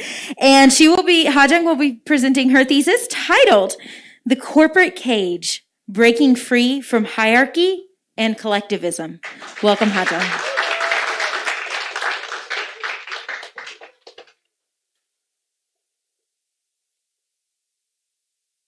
Ants are unique social insects that shares a lot of similarities with humans as they live in collective and organized colonies.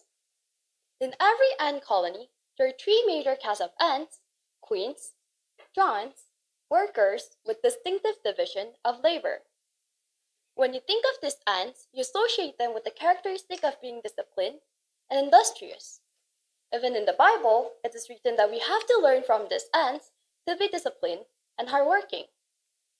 However, if they're taken out of the context, it becomes a basis for a militaristic and top-down system where drones and workers solely live a life for a queen, sacrificing their life for colony expansion. Similarly, employees in South Korea are just like these worker ants who are trapped in extreme collectivism and hierarchy in its workplace. This corporate culture produces negative issues that burden employees as they are obliged to work for long hours, sacrifice their personal time to the company, and demand absolute obedience to the authority. Hence, in my thesis, I will be exploring how this collectivism and hierarchy are impacting South Korea corporate culture negatively, and why leaders should change their mindset about the effectiveness of their cultural implementation by allowing more flexibilities to employees. Before we get to the main issue, we need to understand what is collectivism and hierarchy, as I bet many of you guys are unfamiliar with them. Collectivism refers to a member of culture who view themselves as interdependent and integrated into groups. They have we rather than I orientation in order to achieve group goals and interests while sacrificing individuals' aspirations. In terms of power distance, collectivist society usually own a higher power distance, which means to have hierarchy structure with multiple layers of authority and unequally distributed power. Although South Korea was one of the poorest countries due to the devastation of Korean War in 1950s, the so-called Miracle of Han River led Korea to demonstrate unprecedented economic growth comparable to that of Europe. Mainly, the government played a crucial role in improving its economy by utilizing collectivism and hierarchy in its workplace. Especially, the governance of President Park Chung-hee dominated the Korean ruling class by stressing the slogan of togetherness, which says "우리, we, one voice, one country." Demanding the self-sacrifice, the government used these principles to justify their nation labor suppression policy, where Koreans have to work for long hours with low wages, limited bargaining power, and prohibition of questioning labor rights.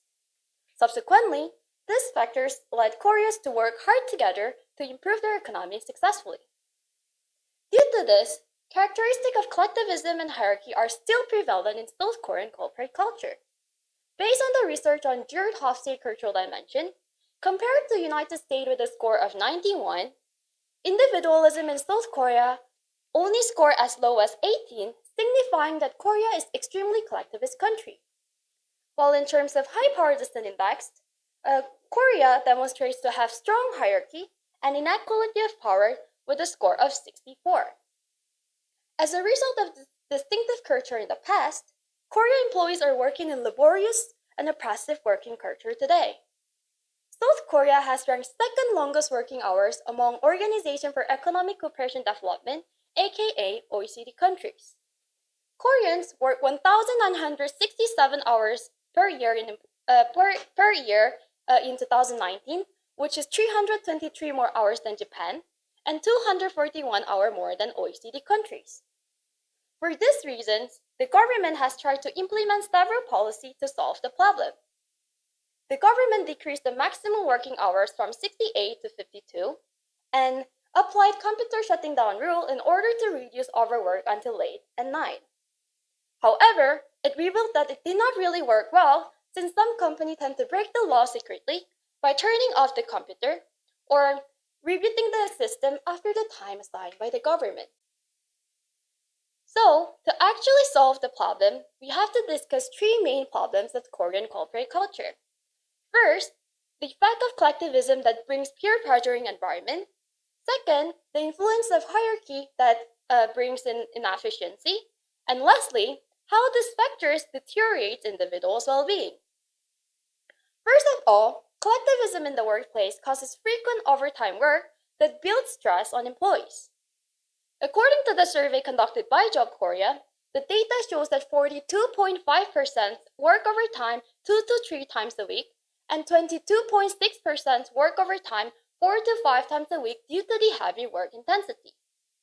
While the heavy workload is indeed a problem, they insist that the inevitable climate that leans towards overtime work is the most they found most distressful and inefficient. In Korean workplace, employees refuse to leave the company before their supervisor, even when they're done with their work, since they prioritize collective actions. If not, they will be perceived as disrespectful and not dedicated to the company, and will likely to receive unfair treatment as they fall out of the favor of the boss. Even though the contract stipulates leaving at the written time, the supervisor implicitly pressures employees to stay longer, and this work culture perpetuates through generation like a downward spiral. Second, collectivism causes compulsory basic culture that results in adverse effect of causing dissatisfaction among employees. Hwashik is one of the common collectivist culture that cannot be separated from their work life. Hwashik is a Korean term for staff dining, which refers to eating and drinking together multiple rounds after work. Originally, supervisors conduct hwashik to foster organization cohesion and build team spirit by building closer relationship among employees, co-workers, and the boss. Nonetheless, despite these intentions, employees found hwashik most repulsive due to the compulsory atmosphere. Similar to overtime work issues, these collective actions of hwashik overrides employees' private life. Supervisors often conduct hashik abruptly based on their mood and notify unilaterally without considering employees' life after work. Lastly, collectivist corporate culture that is inclining toward inevitable long working hours, overtime work, hashik, causes employees to experience imbalance between their work and life. In total 24 hours a day, employees spend about 9 hours of work, 6 hours of sleep, and 2 to 3 extra working hours, and 4 hours of hashik. This implies that they only have few hours left to enjoy their personal time with themselves and with their loved ones. This definitely destroys their relationship with their friends and families, and as this work life continues, they feel lost with their lives. In addition to the effect of collectivism, we also should understand that this hierarchy leads to inefficiency in employee productivity and innovation. Notably, the draconian structure in the workplace impedes employees' freedom of speech that results in communication and creativity barriers. Due to the vertical change of commands with diverse levels of authority, the decision-making process is from top to bottom. Accordingly, inferiors or junior levels do not have much freedoms to make decisions on managerial matters. The hierarchical culture of Korean companies also make individuals in the team voice dissenting views with the senior or authoritarian team members. According to the survey on corporate meeting culture in Korea, 7 out of 10 respondents remain silent, blindly agree, and give their rights with the majority opinion. The next point is that the bureaucratic structure also produces unnecessary meeting culture that consume extra time and work. Based on the investigation by Korean Chamber of Commerce of Industry and McKinsey, a total of 40,951 employees admitted to show second most dissenting attitudes toward inefficient meeting after habitual overtime work. The research reveals that meetings are convened too frequently, at least once a day, without a clear agenda. These meetings leads to formalities where decisions are already made before the meetings, and this is more like a fake semblance of democracy. Besides unnecessary meetings, Korean top-down structure in the workplace often create kapjil that threatens and abuses employees. Kapjil is a Korean term that refers to abuse of authority by a higher caste individuals towards less powered employees, as they constantly believe that they will tolerate their corrupted behavior. In 2015, Hyuna Cho, the daughter of major airline, redirected the airplane just because she served the macadamia nuts on a bag, not on a plate. Even though she was impeached, she was only released after 5 months in prison. This is only one of the extreme ones from thousands of kapjil cases, and many of employees are still struggling from daily kapjil. We also have to realize that these structures can lead to serious mental illness and even worse, to suicide. According to the Fourth Korean Working Conditions Survey in 2014, the risk of depressive symptoms are significantly higher for those who work for longer hours.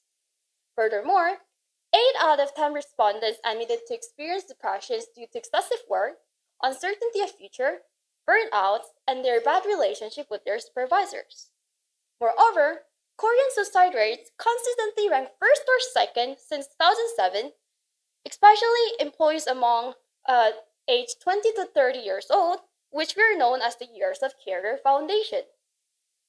In addition to mental illness, it also impairs employees' physical health. Based on the survey conducted among 1,084 employees, 80% of them experienced diseases such as chronic fatigues, back pains, eye problems, and even worse, to serious chronic fatigues that might harm their life as they become exhausted with their work life. Even though collectivism has led to boost workers' productivity immensely in early industrialization, we can see that physical illness also highly increased due to overwork and stress. Lastly, South Korea has generally low happiness level despite of the high level of economy. In terms of happiness level, Korea ranked only 57 among 156 countries analyzed according to UN Happiness World Index, Furthermore, World Happiness Report in 2018 revealed that only 58 of Koreans are satisfied with their freedom to choose what to do with their life, whereas top 3 happiest companies shows 95%. Generally, a higher level of personal freedom contributes to individually experienced well-being. This results convey significant relations to Korean prevailing social norms and values in Korean corporate culture. Despite these negative aspects, you may wonder whether positive impacts of collectivism and hierarchy also exist in the workplace. Indeed, collectivism, a culture that promulgates social coherence, allows creation of inmak, a Korean term that refers to effective informal ties, promoting advancement of community, and featuring mutual help to one another. It also provides effective communications, allowing transmitting information quicker through their networks. Yet, the problem with this social ties is that it leads to nepotism, where employees only choose candidates based on their networks instead of skill and merits. As this only privileges those who have better social ties and better common backgrounds, it leads to unfair competition and further fosters social inequality and disengagement. Additionally, INMAC requires adherence to particularistic ethics that inevitably oblige employees to be servile to their leaders. In other words, INMAC is actually strengthening hierarchy that causes harder way for employees to speak up their voice to their supervisors for the sake of making good relationship with them. This again goes back to the issue of repressing the employees in a bureaucratic system. Moreover, as collectivism and hierarchy are the key factors that bring success to Korean economic growth, you may concern that the productivity outcome will decrease as you dwindle the tension level of collectivism and hierarchy. It is true that those factors have contributed strikingly to Korean economy by demanding the sacrifices to their employees. However, are these outcomes and economic growth more important than individuals' well-being? What are the purpose of seeking money and earning profit when you're not happy? In the Bible, King Solomon said that there's nothing better for man to be happy, and that every man should eat and drink and enjoy the good of all of his labor, as it is gift from God. Just like the ants, diligence is rewarding. However, God also wants to enjoy us life, like what he said, it was good in creation. Good here does not mean as good in quality, which implies to hedonistic lifestyle, but means all complete and peaceful, leading to the holistic one. This means that we're content in God despite the experienced hardships. In conclusion, we have explored various negative aspects of collectivism and hierarchy, and how these factors brings extended detrimental effects on employees' well-being. Even though the strict corporate culture contributed successfully to develop Korean economy quickly in the past, we can see that it is impacting negatively in the long term. So, what can we do to solve the problem? First and most importantly, strong leadership and awareness of leaders, CEOs, top executives, willingness to change are essential. Where there's a will, there's a way. We can never expect any changes unless they change first and show example first. Second, we have to strive together to be more understanding, open-minded, show mutual trust, and respect one another. Moreover, the development of labor unity and organization to support this reformation is also crucial. Lastly, employers must put an effort to provide better working environment that can give more opportunities to employees to speak up, exchange important information with their supervisors, by allowing more flexibilities to employees. When the work culture holistically improves employees' retention, it will eventually increase employees' productivity and benefits the company too. Hence, if we practice small changes one step at a time, I believe that we would be able to have satisfying working environment for both employees and employers one day. Thank you.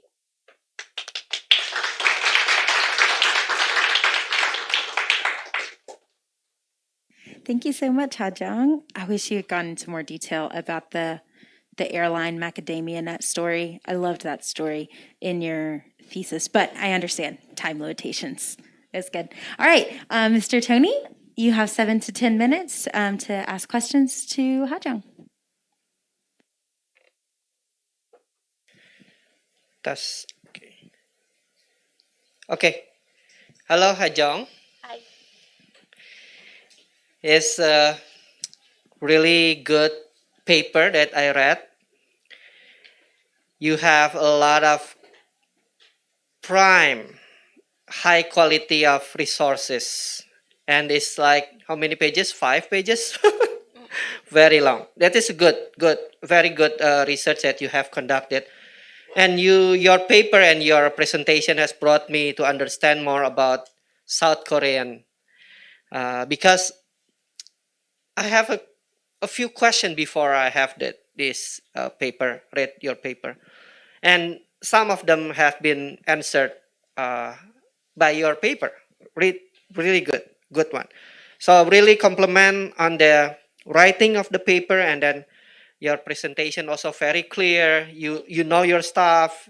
You are very calm in presenting. You are not too fast. That is very good. Yeah. Okay. I have a few questions, but I have more questions that I have time allotted to me. But then I think I will go with the main part. Yeah. First, would you please restate your thesis statement? Oh, thank you. Thank you for your input. So my thesis statement is that due to the extreme collectivism and hierarchy that causes strict working culture in its workplace, the leaders should change their mindset about this effectiveness of cultural implementation by allowing more flexibilities to employees. Okay, good. When you are thinking about flexibility, what is actually you mean? I know you explain it, but you haven't really defined it. Could you please explain it? So the flexibility here I'm referring to means allowing more freedom to employees to speak up and exchange information with their supervisor, allowing active communication with their supervisors. And by flexibility, and they could negotiate their demands and their desire with their supervisors, and allowing more to freedom to choose what they want with their supervisors. Okay, thank you. Now, on the thesis statement, when you are appealing to organization, to businesses, leaders, and so on, right? If they are taking this seriously, will your proposal reduce the strength of South Korea in general? Because this is one of their strength, right? Okay. Okay, thank you for your question, Mr. Tony. So in my thesis, I'm not actually denying the whole characteristic of collectivism and hierarchy in its workplace. In my thesis, I'm claiming that the negative aspects of the consequences that results from extreme collectivism and hierarchy that I have explained in my thesis, such as unnecessary meetings, classic culture, the meat eating culture, deal, the abuse of authority, and overtime work, I think those are the negative aspects that can be reduced. So I'm implying that we should keep the positive while removing the negative aspects. Okay, that is clearer. And then I hope that South Korea will not be very weak, because we are enjoying South Korean things, right? Everybody here perhaps enjoying the culture, pop culture, and then the technology that your country has brought to us. The next one I would like to ask is about the statement that you are mentioning from the Bible, that we should be enjoying life. When I read that part, and when you said that, I'm thinking about the other passage that Jesus himself speak. I would like to ask your opinion about in regards to Luke 9, verse 23. Yeah. And he said to them all, this is Jesus said to everyone, if anyone wants to become my follower, he must deny himself, take out his cross daily and follow me. Denying self seems to be contradicting to what you said, enjoying life. Thank you for your observation, Mister. By saying that humans have to enjoy life means that we humans are deserved to enjoy what God has given to us. Like, God does not want humans to stress, does not want us to overwork until it destroys our health. Like, every human has different standard of happiness and entertainment. However, it does not mean that we're not allowed to enjoy the earthly things, like the pleasure and satisfaction that God have allows it. We're allowed to enjoy those enjoyments unless you put God above them. So the most important thing is you need to put God first before those you seek satisfaction and happiness. So seeking happiness or entertainment should never come before God. Yeah, good answer. And then I that is showing that you do your research and you do your thought process on that. Just a few more questions that is more granular. In the research that you have done in, I think this one is also good. Yeah. Just a second. I lost the page. Where is it? Oh, right here. Yeah, World Happiness Report 2018. Yeah, and it shows that 58% of Koreans are satisfied. Means that many of them who are not.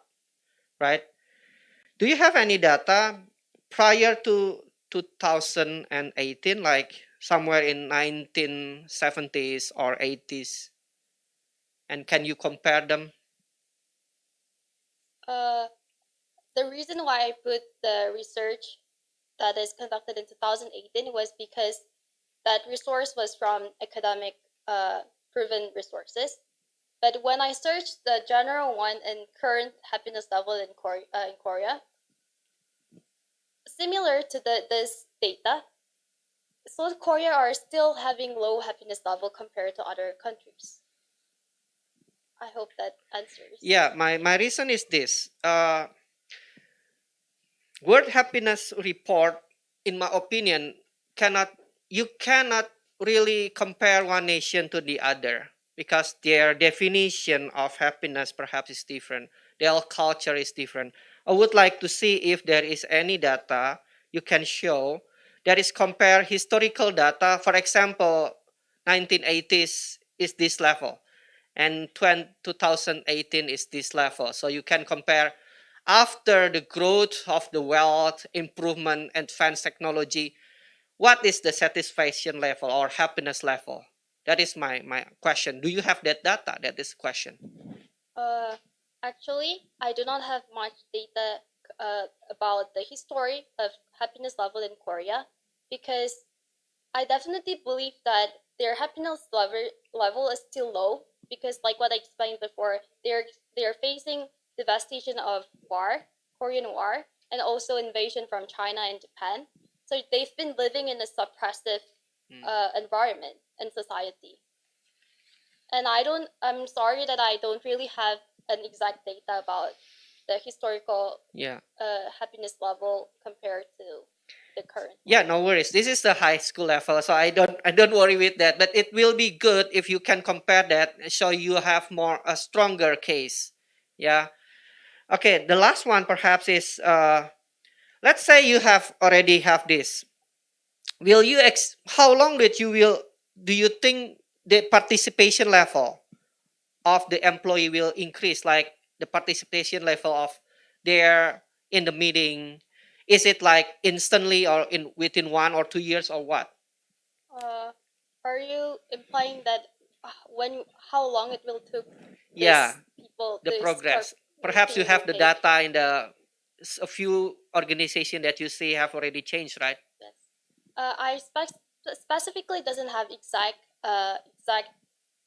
time or exact time that I can propose, but I believe that around 20 to 30 years is enough, because since older generations are the top executives, and as time revolves and the younger generation replace them with more awareness and more assertive to and with more willingness to change the corporate culture, I think it is possible to change their meeting culture slowly with with the leadership of this younger generations in 10 or until 30 years. Okay. Okay, I think that's so for me. Again, this is a good paper. Really appreciate that you take time to write it. A very extensive research like this. Yeah, good job. Thank you, Mr. Tony. All right, Mr. John, I'm going to give it over to you. Okay, I have questions. This is great. Thank you for your presentation. Very interesting. Work culture is always pretty intriguing to me. I have one question about the future of South Korea. So, South Korea is becoming older and older. So right now the median age is about 42. The median age by 2050 will move to 56. So if you look at a population distribution by age, you see that the number of young people being born in South Korea does not replace the number of older people dying.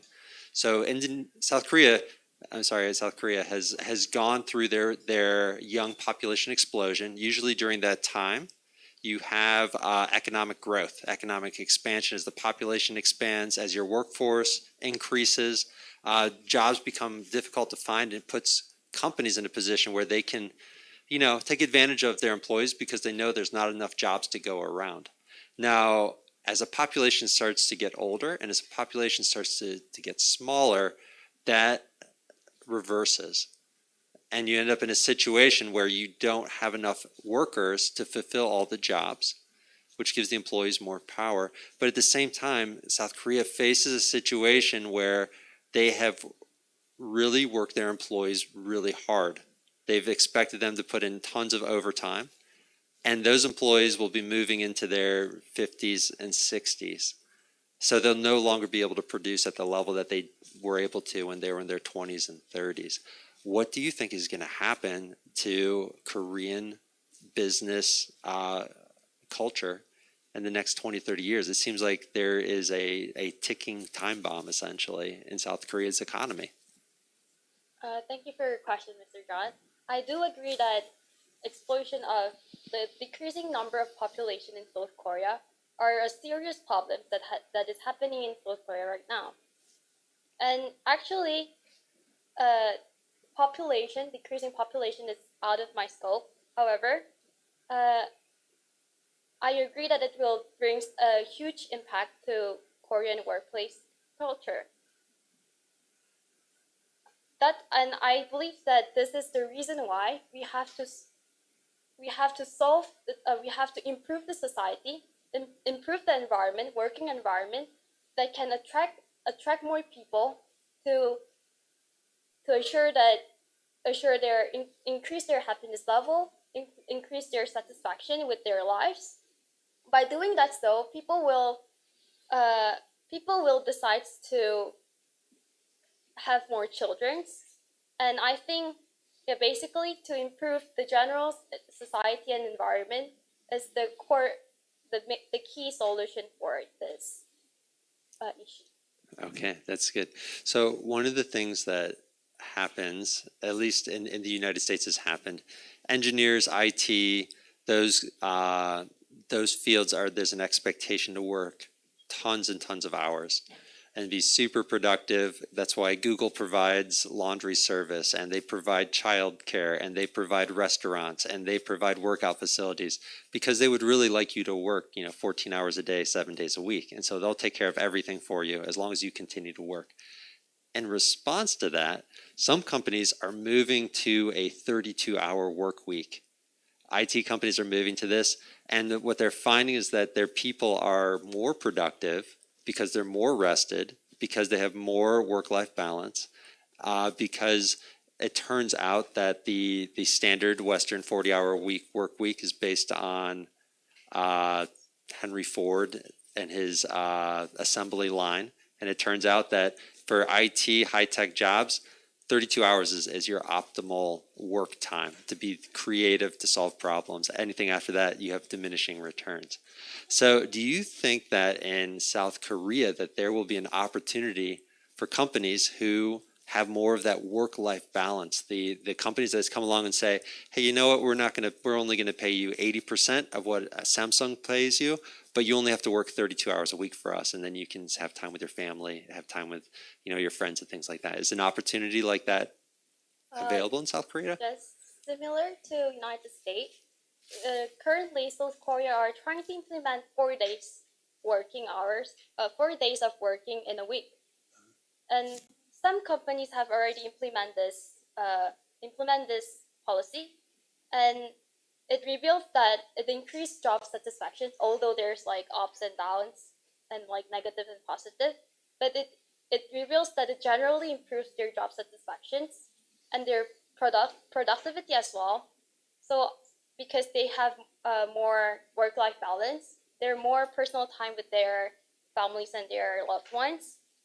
However, this things has negative aspects too, because it burdens, it gives more burdens on CEOs and employers. So I think what it is important is that they have to balance out. So through active communication between employees and employers, and negotiate together and find the middle ground that could find the best solution for them. Okay. Last question. What kind of impact do you think this extreme work culture has on marriages and really on parenting? Do children have strained relationships with their parents because their parents are always working? Is there the expectation, like in Singapore, that both the husband and the wife work full time and that kids are kind of left on their own from a pretty early age? What is the impact across the generations? So definitely the negative impacts exist in Korea, even in the Korean K-dramas. Even my father friends told me that children have spent their life alone at their home, waiting for their parents to come back, and they feel lonely. And since they don't have any person who can support them, they actually rely more on friends, and this kind of relates to the issue of Kim's thesis of bullying. Like it may lead to negative aspects of like of going to negative directions, because the parents are working from morning until to night, and even work they also have overwork time. So, and after that they will have kwashik, the eating culture, out of the working hour, and eventually children will sleep alone and have no much time to share their like daily lives, little things, their problems to their parents. And I think this is not only problem of workplace, but also impacts their parents' relationship, relationship with their friends, and the whole society.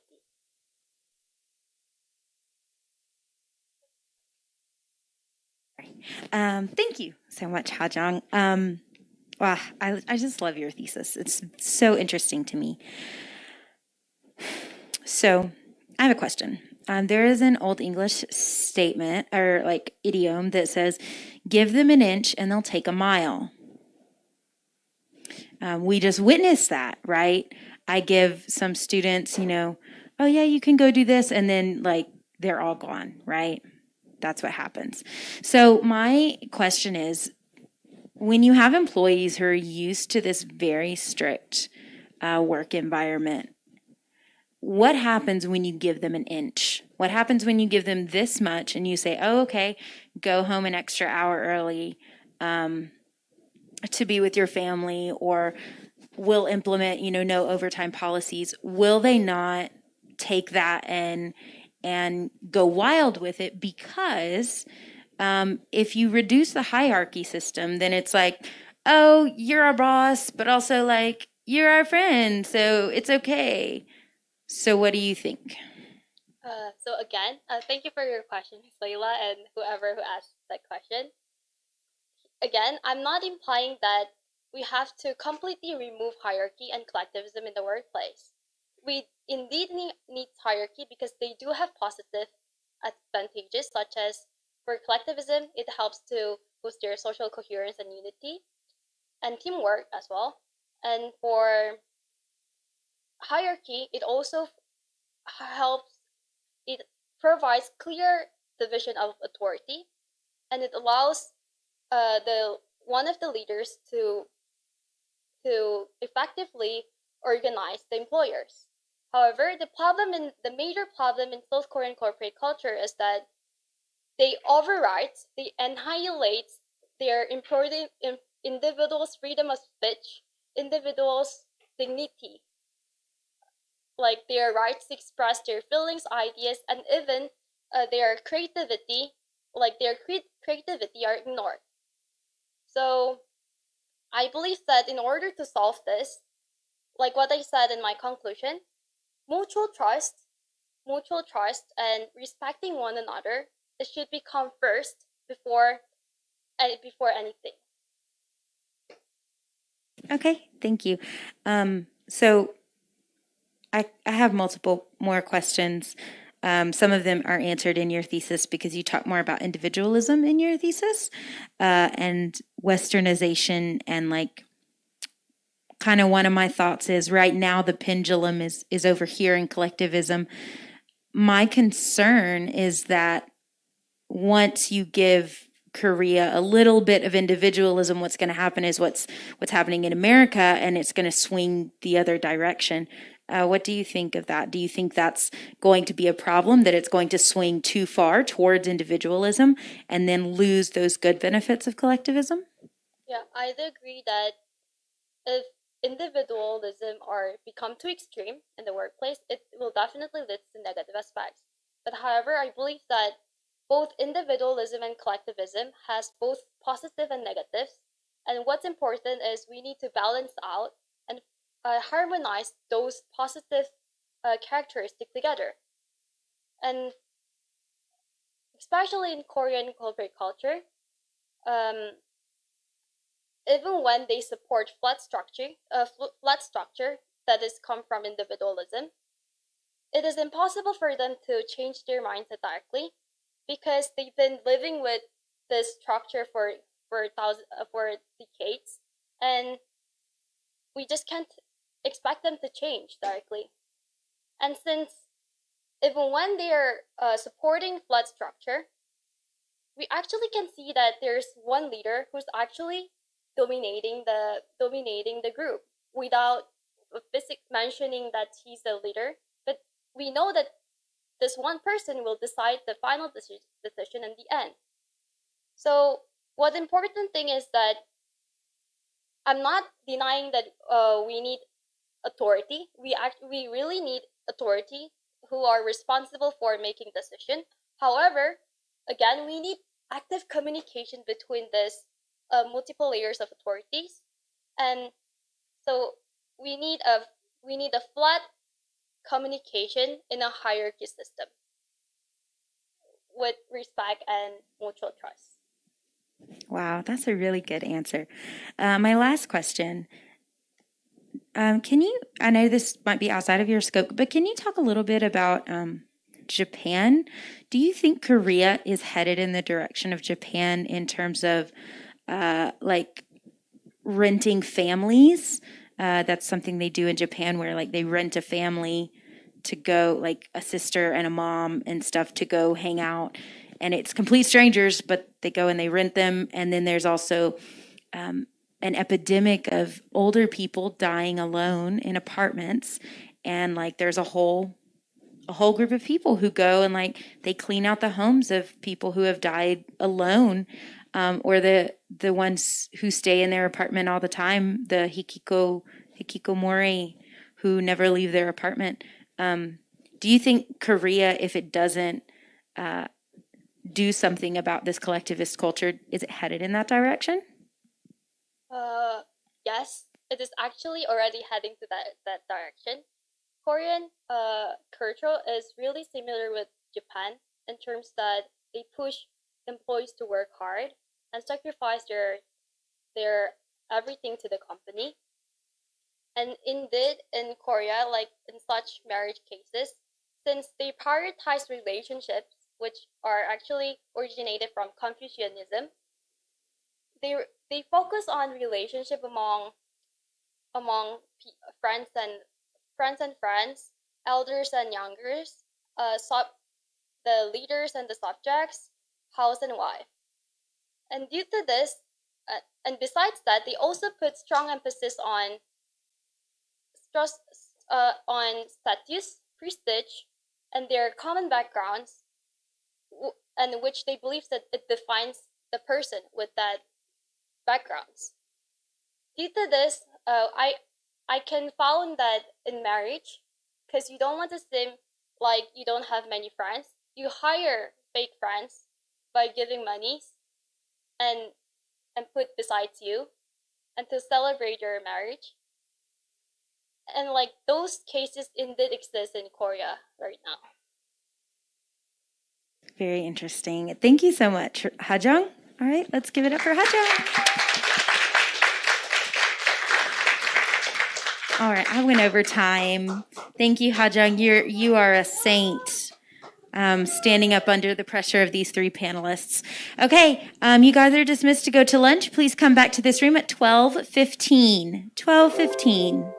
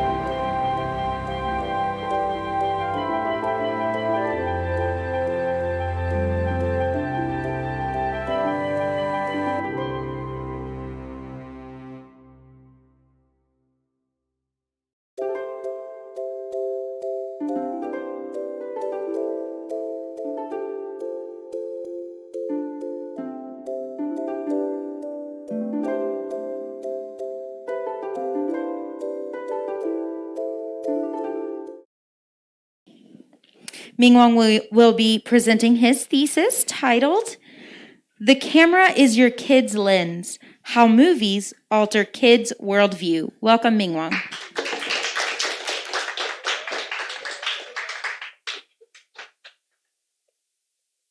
Before I start, I would like to give my huge thanks for Mr. Tony for coming here as my panelist.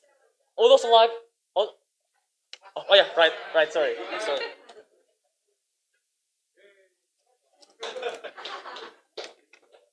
I would also love to give a thanks for both of my other teachers, Miss Laila and Mr. John, for helping me and giving comments to my thesis, for my thesis paper. Also want to give thanks to every friends that have helped me, and also my parents that are watching my thesis defense in the YouTube. And especially, I would like to give my huge thanks to God the Almighty for making all of this possible. Without further ado, I will begin my thesis. Please raise your hands if you like watching movies.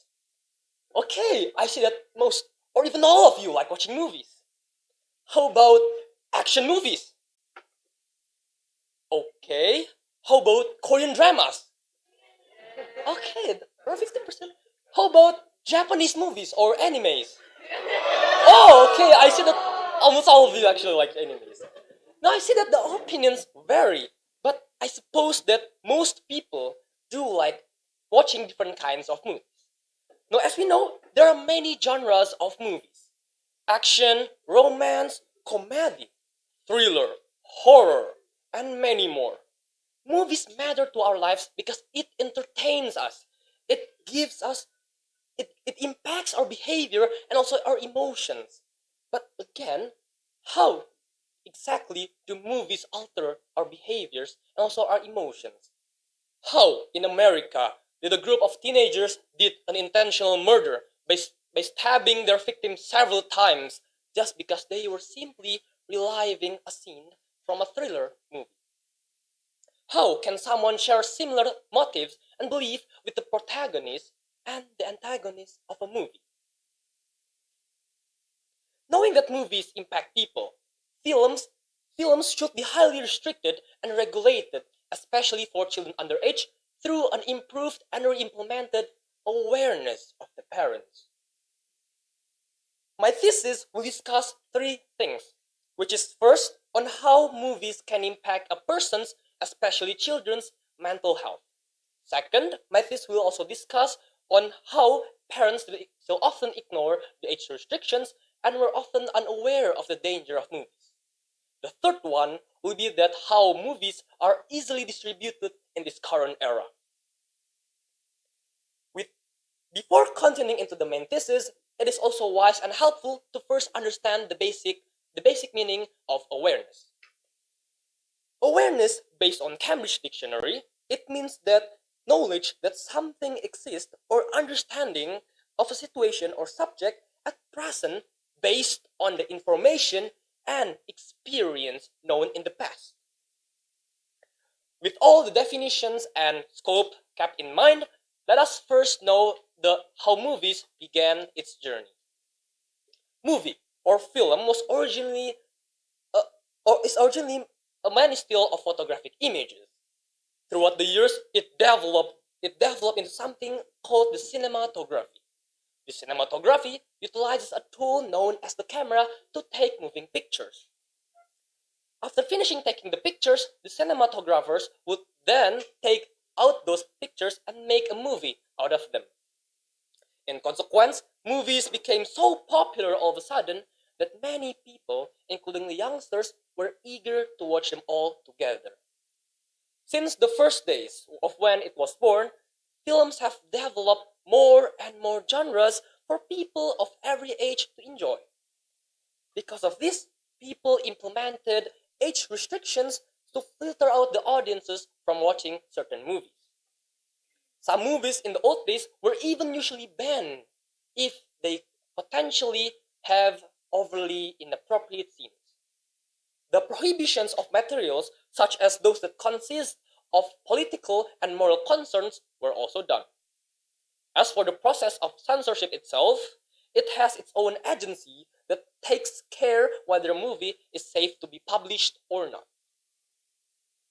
Some movies, though they contain inappropriate scenes, might still be allowed to be distributed if with an exchange of some scenes removal.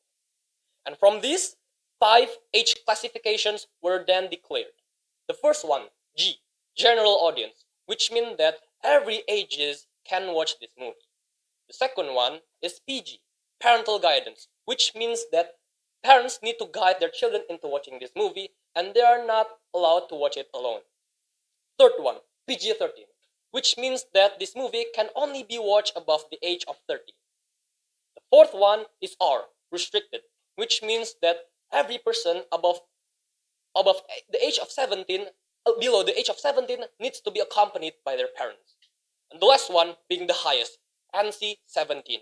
No children under the age of 17 should watch this movie, be it with a supervisor or not.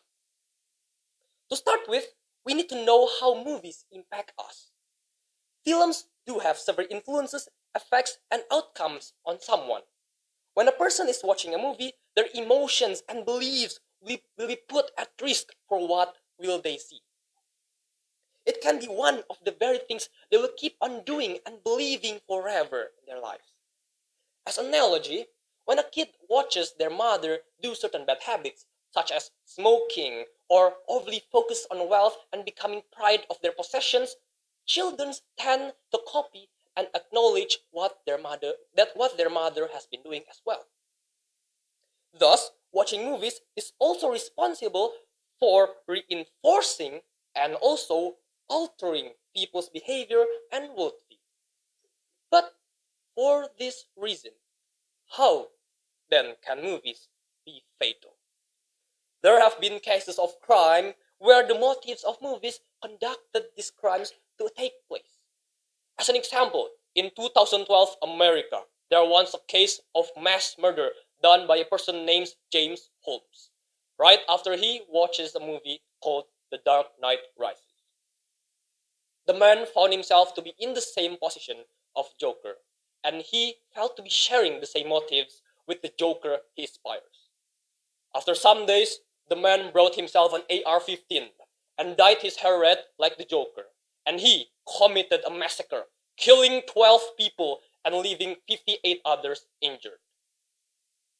More than 80% of movies in the world contain this mature content, such as adultery, violence, drug consumption, harsh profanity, and etc. This proves that people who witness mental abusing movies can derive the message of the movie into an action, which then leads to crimes, depression, and also addictions. The thing is, if even a fictional movie can erratically affect even a mature adult, this James Holmes, imagine how exceedingly harmful it will be for children underage. Moreover, movies triggers emotions that they became one type of therapy. Therapists use this therapy to solve many health problems and by remarking the story and the visuals of a movie. A study which was conducted by the researchers at University College London and View Cinema concluded that people who watch movies experience an improved mental focus and fixation towards the movie. In March 2016, a therapist named Brownie Robertson was once given a task to help a young man who was suffering from a panic attack. Barely able to breathe, the young man was guided to perform a simple task of breathing exercise and then focus on the screen in front. The screen was showing calming visuals and sounds and a movie that is showing tranquility. And right after that, the young man's anxiety began to fade away slowly. And he is no longer in a panic attack. Movies prove to be able to impact a person's emotional and psychological condition. But here's the thing. If they can heal a person's mental health, and they would definitely be able to do the otherwise. Addressing the effects of movies and also how they influence the watchers, parents often ignore the already known fact and let their kids watch mature movies anyway. Parents are easily deceived by their young, impressionable children. Matthew 6, verse 22 until 23 states that the eye is the lamp of the body. So if your eye is healthy, your whole body will be full of light. And if your eye is bad, your whole body will be full of darkness. If then the light in you is darkness, how great is the darkness? Now implying to this verse, what you are witnessing will affect your behavior and all of your body. And also regarding this fact, parents still often see movies as mere entertainment. Even though the majority of movies nowadays have included things like blood and gore, violence, blood and gore, and sexual content, most parents still neglect this fact because they have their own reasons and belief to give their kids these adult movies anyway. Parents think that since their children is still young, they will end up not understanding a single thing anyway. But that is not the case, because children will grow up their curiosity even more even after they are prohibited to watch these movies. Parents' ignorance and this kids' curiosity became the sole reason on why kids watch even more mature movies. The fact is, kids during their adolescent age have their mind and brain growing rapidly. Jean Piaget is a psychologist known for his stages of child development. At the age of 7 until 11, they started to have concepts attached to concrete situations.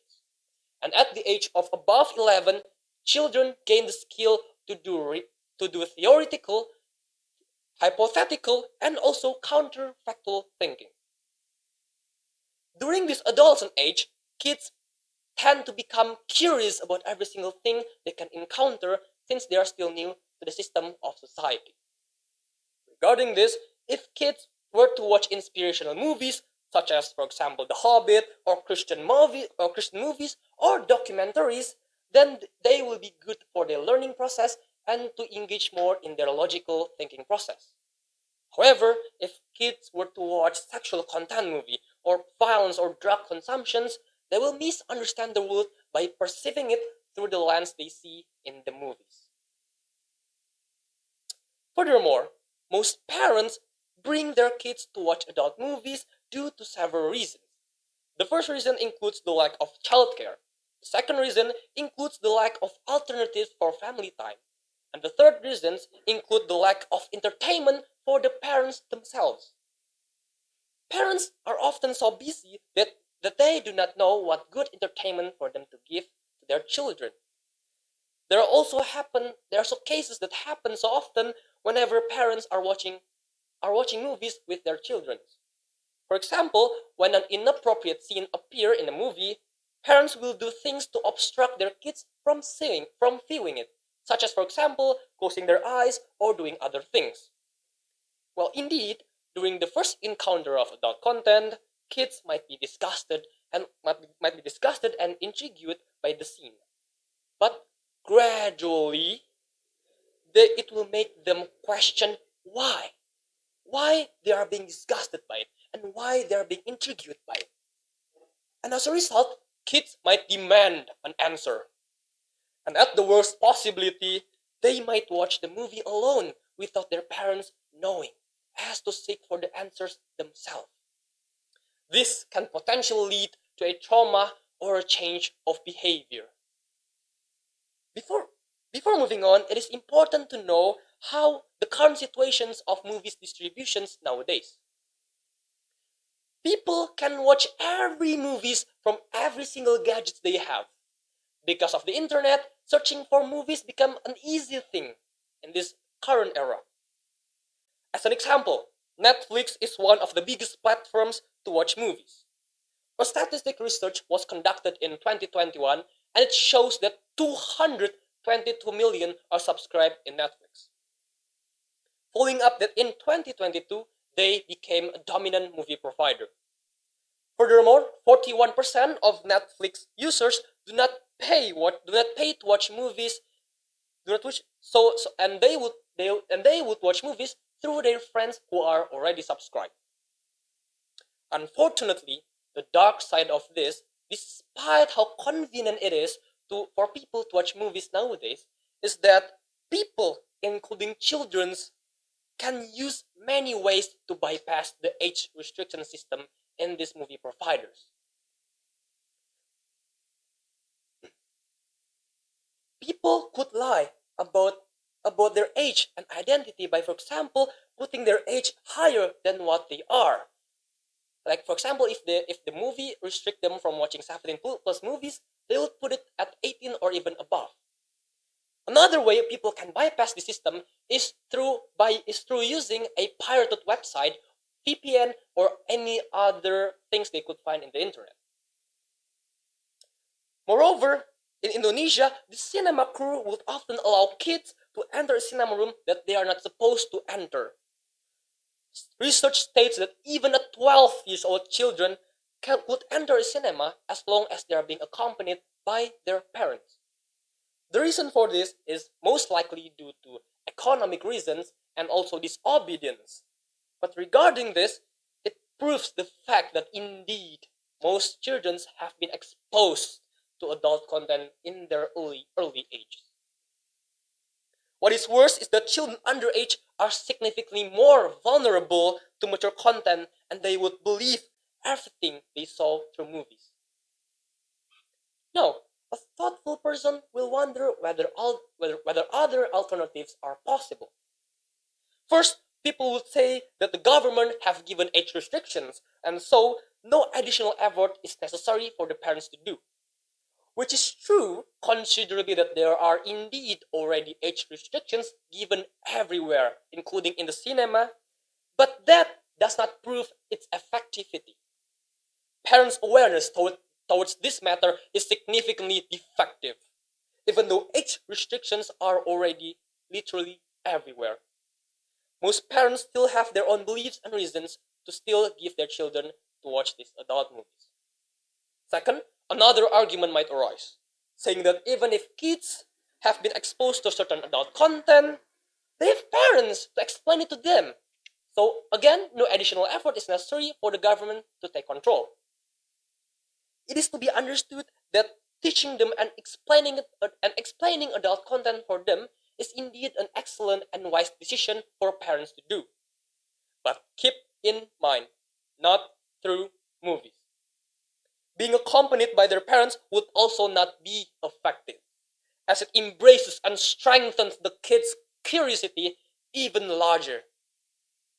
Introducing kids to the unfortunate reality of the adult world through movies is a horrible decision.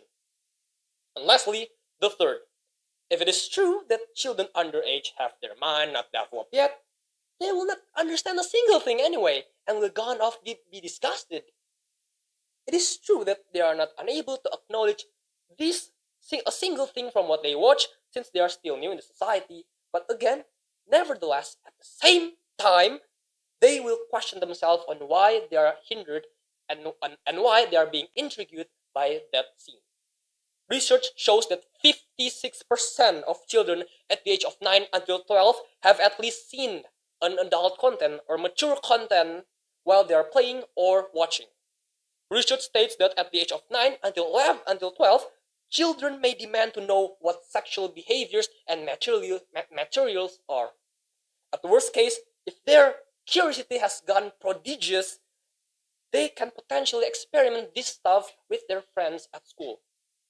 Likewise, research also shows that they may also engage in sexual behaviors such as petting, French kissing, and noticeably more at their school. Deriving this, if they eventually seek out the answers by themselves or try to solve their curiosity by themselves, it will lead them to a destructive way of behavior. In conclusion, movie will and will always influence every person's emotions and behavior, especially in this current era where technology has grown advanced, movies became so easy to be encountered and accessed. However, whether a person is capable to only take the good side or the bad side of the movie is entirely up to their own decision and their parents' decision. So, how then can you be aware? First, there are hypothetical solutions to this matter, which are first, parents have to acknowledge first the truly power of and the danger of movies. And they also have to acknowledge the destructive and the constructive sides of these movies. Awareness can only occur when a person first realizes the danger of something. And second, the age rating exists for a reason. So, parents should not ignore this already known fact, this obvious fact, and let their kids watch anyway by any means.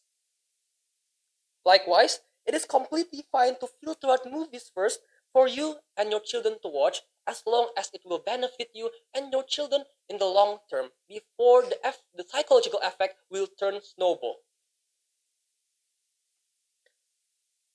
It is wise also for parents to not judge movies based on their own beliefs and also reasons, like seeing a poster or trailer and decide things very quickly. As the children of the Lord, we must be responsible with ourselves so that we only watch movies of entertainment they're according to our capacity. I encourage parents to protect their children from, at all costs, to protect their children from watching these adult movies. Thank you.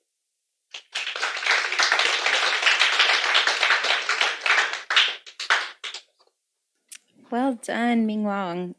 Your presentation has just like it blew all of my expectations from your practice presentations. Like it just went, I don't know, it just went amazing after the practices. So very well done, Ming Wong. All right, Mr. Tony, you have 7 to 10 minutes. Thank you, Miss Laila. I would agree 100% to Miss Laila because I helped Ming Wan to practice one day, and this is like excellent one. Thank you, sir. Really enjoyable the way that you present the intonation, the drama, and so on. I think this is very excellent. Good job, yeah, for that one. Thank you. Yeah. Your topic is very eye catching, like to my mind. So this is one of the first topic that I choose back then when the teacher are given the freedom to select whoever they want to be panelists. And I have a lot of expectation on this. Yeah. So let's begin with the I usually ask this similar question to everyone that I need to ask in the thesis. Would you please restate your thesis statement? Thank you for the question, Mister. My thesis statement is saying that films should be highly restricted and regulated, especially for these children underage, through an improved and re-implemented awareness of their parents. Very well. Now, when you are saying children, underage children, what age that you are thinking? Thank you for the question first. Thank you for the question, sir. And before I would like to answer a question, I would first want to clarify that my thesis is focused on children under the age of 13. But however, I believe that my thesis paper is flexible for everyone in this room at every age to get the good message of my movie. But since it is a thesis defense, I need to focus more on the children under the age of 13. This is due because they are the most vulnerable, and if they were to be exposed, the effect will snowball even greater than adults. Yeah, very well. Now, there are a few things come to my mind when, I read your paper, especially. The first one that comes to my mind is the fact that you shared earlier, how film are distributed. How can the improved awareness help with that situation? Understanding your question, it means that how aware should parents be to? No, let me explain. If parents are more aware, can they stop or help with the situation or their children, their underage children, access to this film because they can access it everywhere? On how, even though they are already aware, sir. Yes. Okay, thank you for the question.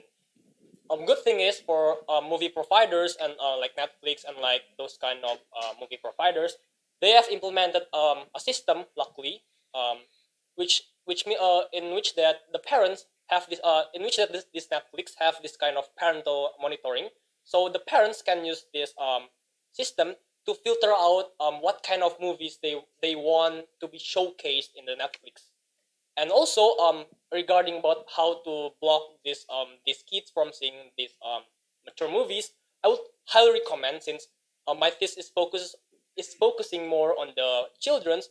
They tend to not know stuff like they do not have their own principles in life yet, because that might occur only when they reach like 17 or something, when they have their own judgment. So it is easy for parents to be open to their children, and also children to be open-minded with their parents.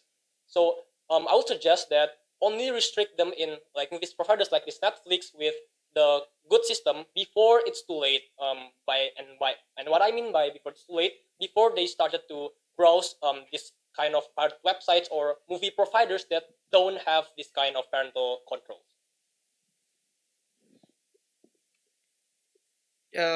So you suggest with the awareness there are a certain channel that is open to their children. Yes. In regards to the movie providers, yeah. If children and parents want to watch movies together at home, then they should only focus more on only use certain movies provider. Yeah, you are narrowing down with one special case, watching movie at home together. Of course, that can be regulated easily, but we are talking about different ways, like children play with their friend, with their phone, whatsoever, right? Who knows what they are seeing? How the awareness help with that one? Okay, thank you. Thank you for the question, sir. Again, I would like to say that it is likely that children at the age of this 12 and they're under the age of 12, they're still very open-minded to their parents.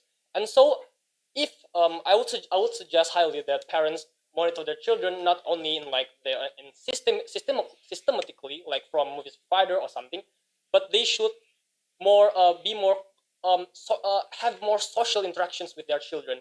They need to be open, like why are you because when movies impact persons, they will have this kind of change of behavior. They will start asking like, I saw this movies, I saw this kind of content, is that good or right? If for example they watch it with their friends. Now in this case, parents should ask about what did you watch with their friends, what comes in your mind, what is unique that you found out in after watching the movie. And then luckily, since children are still in this adolescent age, they might give their parents about the fact, and they would not lie. And when this case happens, it is better for parents, since they have been exposed, to come into action and guide them by teaching them the wisely about this adult content. So again, to simplify, need to be more open to your children by giving more social interactions. And since luckily, before it's too late, before they reach 17 and where they have their own principles in life. So while they are still open-minded, we need to be more open to them. That's all. So it means that your thesis needs to be added some word on your thesis to make it more perfect, like line with what you say, what you just said. Yeah, but thank you for the question, sir. What I mean by giving this, well, because the reason of why I put awareness, it is because when a parent realize the danger of something, when the parents are aware of something, they will try to be also aware of what their children is feeling. I think again, I'm so sorry if I didn't put that in my thesis beforehand, but I do believe that this awareness is also included in the solution of how parents can restrict their children from the movie provider or giving most of the instructions. Yeah, good to know that you aware about that. And yeah, this is high school level, of course, that we give the room for that kind of flow. Yeah. The second thing is, first part of your thesis statement, it says that it should be highly restricted and regulated. Yeah, and then of course you're mentioning that the parent is the one who needs it, right? Really strongly be aware. My question is, restriction, regulation has been said to be limiting creativity. Okay, so you cannot be more creative if there are some rules. What do you say about this? Thank you for the question, sir. And I do believe that these restrictions in movies is another thing than restricting someone from their creativity. It is totally a different case. And I do believe age restrictions in movie, if it's not about opening up more creativity. It's more to make sure that someone is right is already having their mental and um like their brain ready for these psychological conditions that they might expect. So in regards to your question, I do believe that the restrictions that you are giving is different from the restrictions that I'm trying to say in this movie. Okay. Okay. Now I have just a few more questions if the time is allowing me to ask. First thing is, you mentioned 5 different types of age restriction. That is true. Do you refer to a certain organization of this 5 division? Um, um, to be honest, no. Thank you for the question, sir. No, I do not revert to certain organizations, since I do believe that these age classifications are already implemented all across the world. Though indeed that some countries maybe have their own um, age of consent. But still, for example, no children under the age of 17. For some countries, it might be no children under the age of 18. So it's just a bit of change. But these 5 classifications have been applied and implemented to every world. So does it mean you are creating this yourself, or you are referring to a certain source? The source of this. Yes. Originally, also I'm sorry if this I didn't also include this in the. This is because I just want to give like the steps on how these age restrictions were made. But originally it comes from America and also from Britain when they first developed the technology like the kinetoscope and stuff, and they started to implement this restriction system. So it comes from I do believe that it comes from America, and also a bit a bit discussion from Britain. Yeah.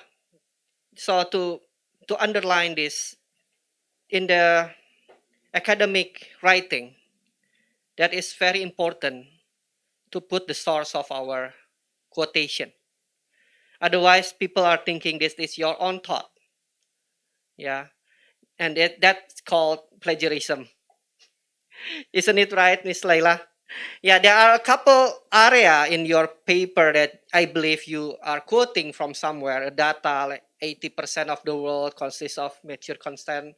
For example, I believe you are taking from somewhere, but you didn't put the source, which make me question about the paper itself.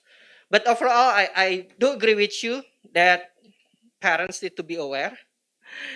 And yeah, this topic is really good for all parents to hear. And yeah, that is for me. Thank you again for good presentation. I Thank you, really, sir. really enjoyed it. Thank you, Miss Layla. Thank you, Mr. Tony. All right, we have 7 more minutes of questions. I'm going to give it to Mr. John. I have some questions, so you can decide. Just one? Oh. I'll just ask one then. Okay, thank you for your presentation. It was excellent. Which question to go with? I do two. Excellent. I just doubled the number of questions that I can ask you. So you said early in your presentation that parents' ignorance and children's curiosity is a bad combination. Now, children are just going to be curious. It's in their nature. You want to encourage it. It's just a part of who they are and what they are at that age. But parents' ignorance, that doesn't sound very good. Now, when you say parents' ignorance, how is it? You could take that a number of ways. They may be ignorant about the movies that their kids are watching. They may be ignorant about the impact that the content might have on their kids. It may be that they're ignorant about the information technology systems that their kids have. They may be ignorant about their friends. They may be ignorant about their friends, their children's friends' households and what the rules are in that household, and they might differ. What do you think is the best way for parents to overcome ignorance in this whole area? Thank you for the question, sir. So you're trying to say how parents can overcome the ignorance? Mm-hmm. Or like so the solution towards that matter? There's so many different levels of ignorance. So Okay. as a parent, let me say, there's many things that I'm ignorant of. What should I do? I've got young kids.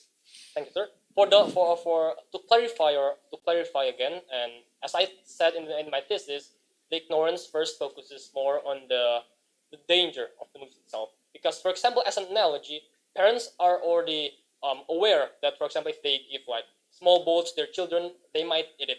They might eat it up. If they give like if they told their children about cigarettes, smoking is bad, they might already know it.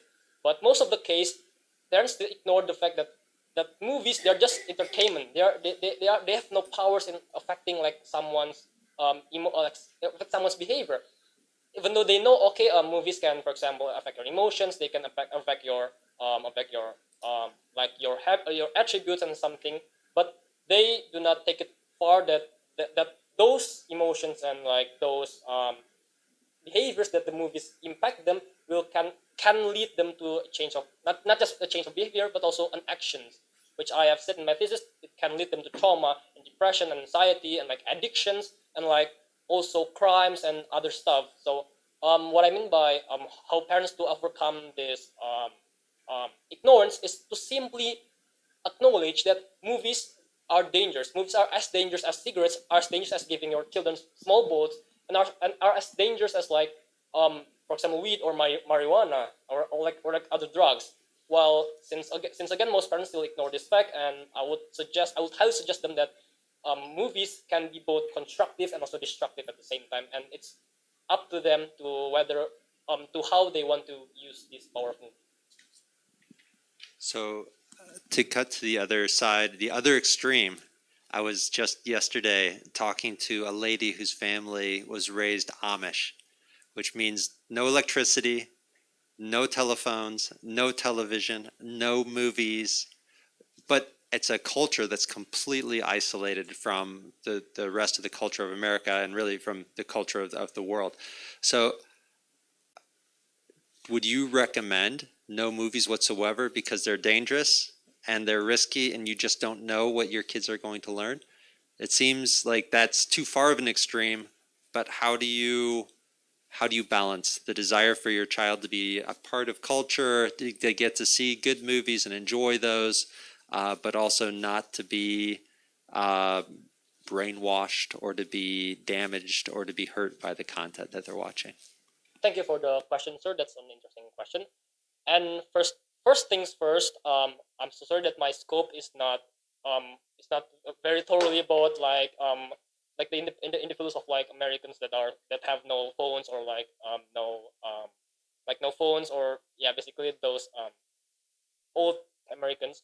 But I think what I'm trying to focus here is more to like yes, it is true. I believe and I encourage that it's better for these children under the age of 13 and under the age of 13 to not watch any movies at all if their parents, first, not aware about the danger of movies, and second, if they cannot be responsible at all at this movie. If they're so busy, if they couldn't even do like these simple solutions of acknowledging danger and like trying to be aware about about the movies or like put some restrictions, I highly recommend don't give them any movies at all if they still do not have the responsible.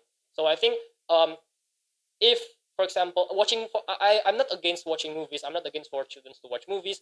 But what I'm against is, but I'm sorry. What I'm trying to encourage is watching movies are good if you can filter it out, and also if it's still abiding to the rules given.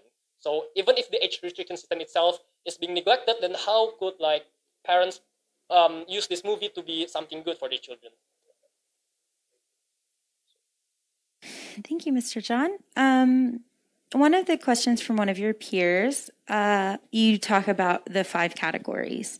Do you think that more attention should be given towards genre of movie, not just towards those age restrictions? For example, Marvel movies seem really great. They have a hero that you can be like, yeah, you want to be like Captain America, but then also like people getting their heads cut off and stuff. So what do you think? Thank you for the question, and also whoever write that.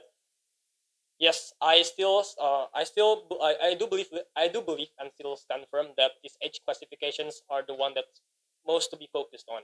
It is because these age restrictions, as I said before, they were not made by some random strangers, random people discussing, and then putting random numbers and like putting random names like the PG or PG-13. From when in the back in the days when these classifications were made, it needs a corporation. It needs a discussion from like many movie provider from many movie industry, and also like psychologists behind it, and also like a group of like the one who writes the story. So I stand firm that yes, these age classifications are the one that should be focused, because the psychologists also and also the movie industries have put this 13, 17 and such because due to the reason that this age will filter out the psychological readiness and also psychological effects that these children can obtain. So yes, because if you're talking about the genres, even children movies can still have like some certain kind of violence, but it won't be like it will not be like as brutal as the like the NC-17 movies. And also some movies like, for example, cartoons, like for example Family Guy or like Boku no Pico or something. They're cartoons. They're cartoons, but they are not suitable for even for example like even 17-year-old 17-year-old children. They need to be still these movies also is only restricted for adults only. So the genre is cartoon, but the content is not. So I think the age restrictions they exist. They were made not just some people putting on the numbers, but they have been like examined first by psychologists that these are the ages that will make sure the readiness of the children. Thank you for the answer. Just short, quick question. Do you know how the PG-13 rating came about? Do you know the story behind that? Unfortunately, no. No? Okay. I didn't. I'm just wondering. I haven't done much research about it, but it was first implemented on Indiana Jones and the Raiders of the Lost Ark. That was the first movie it was implemented on. And what I've heard, once again, you can go research this, is that George Lucas paid a lot of money for them to make a rating between PG and R because he thought his movie Raiders of the Lost Ark was above PG, but lower than R. And so he kind of paid a lot of money to make that happen back in the 80s. But you can go look that up. All right, last question. Do I have time? I don't have time. Oh, I'm going to ask the question anyway. You talked about the guy who killed 12 people and injured 58 because of the movie, because of Joker in The Dark Knight. That was one man out of however millions of people watched that movie. And wouldn't it be possible that this man simply just had mental issues beforehand? Thank you for the question, Miss. To answer whether the person has mental issue or not, it is true that the person has this kind of mental issue, and I've also researched beforehand that it is also true that this person is saying that he's the Joker, and he's like the one that, because he thinks that he's the Joker, he murdered many people. Also, it's not just one man, just like a case. There are also many cases that happens, like murder cases that happens because of these movies. And though some of them are derived from like mental issues, some of them are actually not. But the movie, like the murder cases, like the Joker one, I'm just trying to put like an extreme example.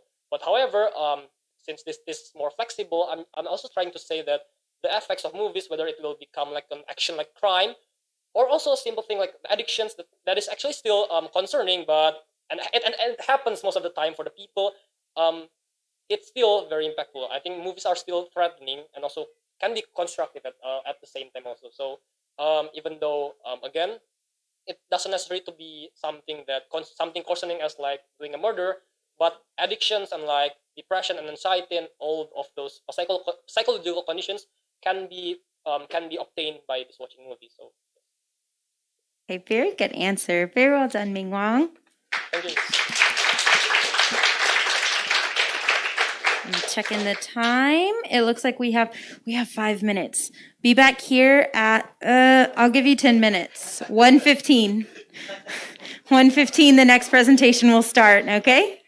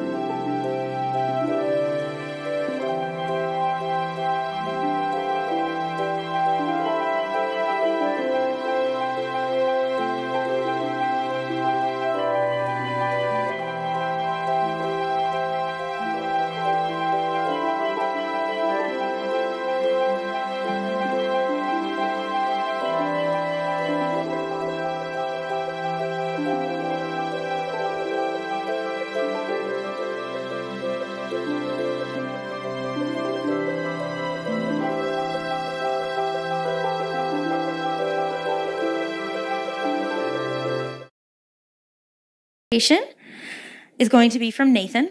Oh, first let's thank Miss Johan for being here on our panel. We're so happy you're here. All right, our next presentation is going to be from Nathan Serafino. We will be hearing his thesis titled Behind the Screen, Toxicity in Indonesia's Esport Phenomenon. Welcome, Nathan.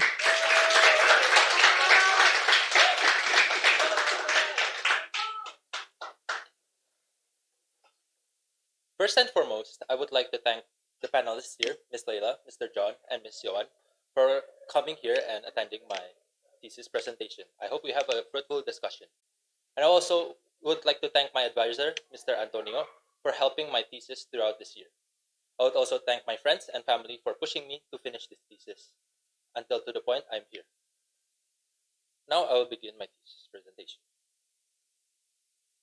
Imagine training for a period of 2 years filled with trial, error, and disqualifications just to be commented full of hate in a competition detrimental to your career. Though seemingly far-fetched, this is what semi-professional player Fuse experienced during his last match for nationals. Hundreds of people would comment on how he and his team were undeserving of this last spot for nationals. Comments such as, "God saw what you did to my team.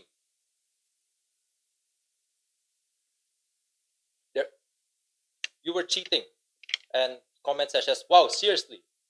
So do people with advantages are able to rematch for 4 times? Is this why community teams do not have a voice compared to those with esports labels?" In reality, these comments were skewed, originating from people who were dissatisfied with the organizers' decisions. As a result, throughout the first 2 days of nationals, Fuse and his team lost and experienced endless hate from the comment section in the live streams. From here, a shoutcaster direct messaged Fuse and told him not to respond or get lured by these hate messages. Fuse knew that there was nothing to do. However, there was little to no initiative from these organizers and administrators to reduce and regulate this hate. This type of situation may happen to you, the people around you, or even the person standing right in front of you. With this brings the urgency that fans and institutions must reduce and regulate negative behavior, utilizing education concerning digital citizenship, and proper etiquette is of utmost importance. Now, esports development itself in Indonesia started not until early 2000s, with the first development of computers and its supporting devices. There was not a lot of games to be played. However, as time goes by, with the increase of technology, computers were equipped with internet and people were starting to able to play games and also communicate through Yahoo Messenger and the MIRC, or the Multiple Internet Relay Chat. Now, with this ongoing emergence, there's also the emergence of internet cafes, or what we know as warnet. Through this, esports became something that developed slowly and but surely. Fast forward to 2019 and 2020, esports experienced a huge breakthrough thanks to achievements gained by Indonesian esports teams and also the mobile gaming industry. According to esports charts, after EVOS Esports won the M1 World Championship, there was a direct increase of 300,000 peak viewers for the esports scene for Mobile Legends. With this increase in viewership, of course, it directly affected the size of the community. However, this wasn't good enough. Unfortunately, this direct increase also made the community grow toxic day by day. A straightforward example would be Bigatron's Malaysian head coach. He received over 200,000 negative comments in one post in his Instagram account, and it was all filled with hate. Now, we ask a question: why do these netizens act this way? To understand further and analyze toxicity in esports, there are several terms that needs to be discussed. One of which is esports. Esports presupposes video gaming in a competitive setting, while emphasizing the institutionalization of organizations and also international competitions. Within these competitions, there are different views and perspectives regarding these teams and organizations, which is unfortunately voiced in a relatively toxic way in Indonesia through hate speech and cyberbullying. I'm pretty sure that most of us here do know what hate speech and cyberbullying is through the digital citizenship classes that we took. Now, going into online toxicity, most people are not able to say such detrimental words, at least not in person. There's a difference between behavior with these people online and what they do in face-to-face interactions. And one explanation of this phenomenon would be the online disinhibition effect. The idea behind this effect is that due to the disconnect of cyberspace and anonymity, people are able to express their feelings more freely in the online platform. And with this, there are also positive and negative effects. Positively, they can act more positive and they are more generous online. However, the negative view is that most people are able to show their toxicity online because they are anonymous. Which brings us to spiral of anxiety. Spiral of anxiety is the intensified anxiety that is caused due to concealed manner and also the difference of proclivity between individuals that is voiced in a relatively toxic way, which is hate speech. This occurs because of differing opinions between fans and other fans. It's usually done through social media where fans compare teams to players and players to other players. From here, there's also the behavioral contagion. Within the behavioral contagion, behavioral contagion is a form of social influence that describes the propagation of behaviors, norms, and information through social networks. Within this behavioral contagion, there are two things: emotional contagion and group norms. Emotional contagion is where people's moods affect an individual's moods, and also group norms is where the given something normalized in a certain group is something that you learn. Now, this shows that ultimately, why is this a problem? Indonesian netizens are way too toxic in social media, and this slows down the esports development of Indonesia. This thesis scope does not go beyond social media toxicity in esports. Other toxicity in other platforms and other subjects will not be discussed. Now, Indonesian netizens have become too full of themselves when regarding esports on social media. There's a lack of etiquette when these netizens talk or have online discourses. A research by Karuna Santi regarding social media concludes that Indonesia's netizens are one of the most powerful, or not the most powerful, because they weaponize hate speech and cyberbullying to the point that they take pride in it. Insults and its kind become weapons for these netizens to use, and the most excellent show of this weapon was during the M3 World Championship, where RRQ lost against Blacklist International. After that match, Blacklist International's Instagram account was banned in Instagram due to reports by RRQ fans. Now, is this a one-time occurrence? I don't think so. Because a Microsoft-led survey showed that Indonesia ranked 29th out of 32 countries in their Digital Civility Index. The audacity for these netizens to shield behind words such as, is it not allowed for people to express their opinion? Or what Indonesian netizens used to say, skip, baperan, even though they are exposed for exhibiting toxicity. This also stems from their spiral of anxiety, as previously mentioned in the statement of facts. There are 4 stages of spiral anxiety: personal, group, intergroup, and communal. These stages show that from an individual opinion, it can become a public opinion through the help of provocateurs, or usually called buzzers in politics.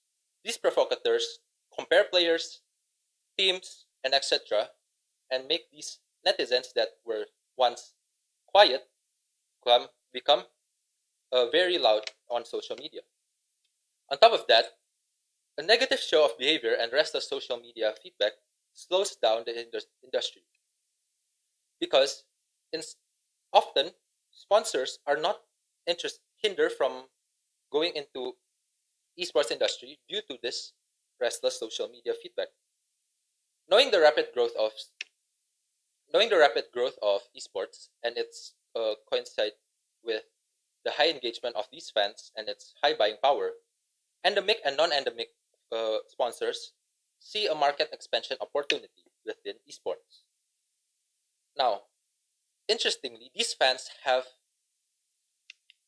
the understanding that their sponsors are important for esports, and that this high engagement isn't always positive for Indonesia, since sponsors are still prone for disreputable behavior in social media.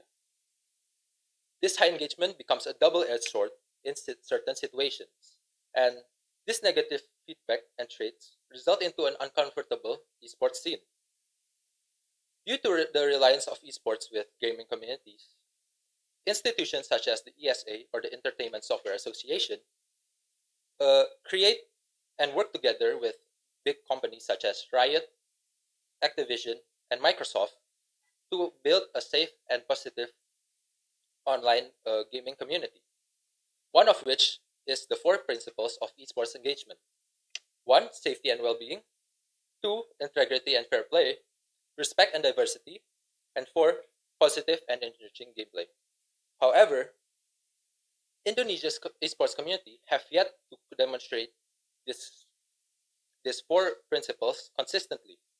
They are only positive when Indonesia or its esports teams are winning.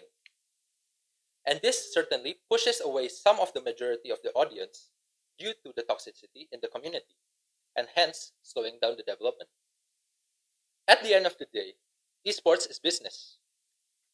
These big organizations compete to create the best branding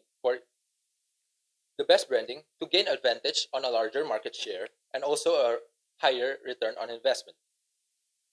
These organizations can't rely on prize money and winning competitions. This is where Indonesian netizens' weapon is important for esports, which is their high spending power and their high engagement, which is positive in this case. Which brings us to the realization of that there are methods for influencing the reduction of toxic online behavior and its detrimental effects in Indonesia's esports industry. Self-awareness to have self-control, ignore, and preclude hate should be essential for these netizens. To clarify, banter between friends, teammates, or even opponents are fine as long as they have not crossed the line. Since in Indonesia's esports culture, there's a habit to communicate with foul language, but they are not considered as something in the realm of toxicity. But there is still a line that may not be crossed when it comes to personal attacks that don't involve anything that involves both of the sides. Now, which brings us to bullying. There's a difference between offline bullying and online bullying, or cyberbullying. In offline bullying, 85 to 88% of the research shown that 85 to 88% of these bullying cases have 2 to 4 peers that are on site watching this bullying happening. And this shows that these bullies, they see that if they bully, they have a race of social status. And this is different from what happens in cyberbullying. People online are bullied or insulted by people who they don't know, and they are also being insulted and threatened, but in online platforms. And this gives them a shift of power dynamic from those in offline bullying that has the power. Now, in online, you have the power to block and mute and ignore these people. When you do that, cyberbullying becomes less of a threat than it is what before we block, mute, and ignore. A simple, one of the most, moving on, one of the most prominent theory in cognitive psychology is the schema theory.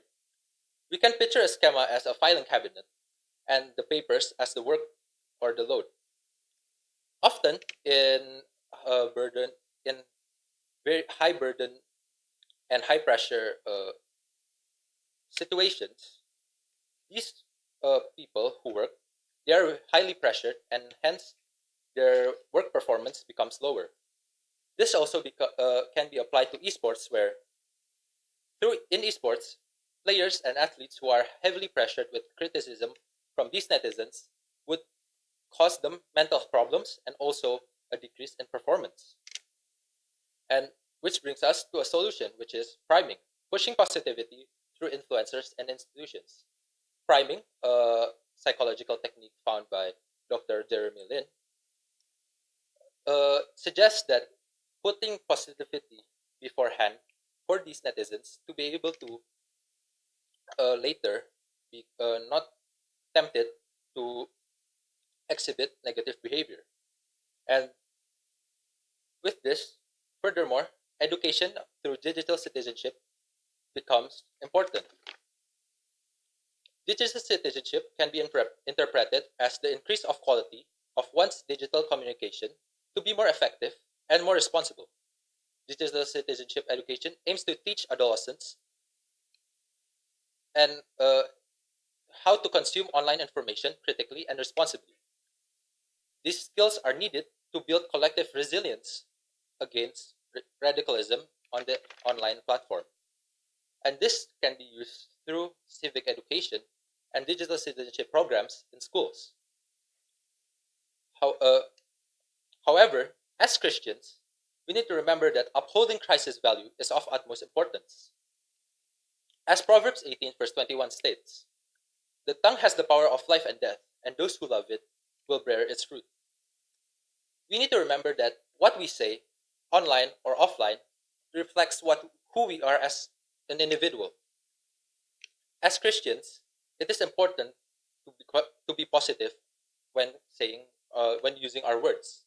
However, due to the majority of Indonesians being not other than Christians, this still applies to them, as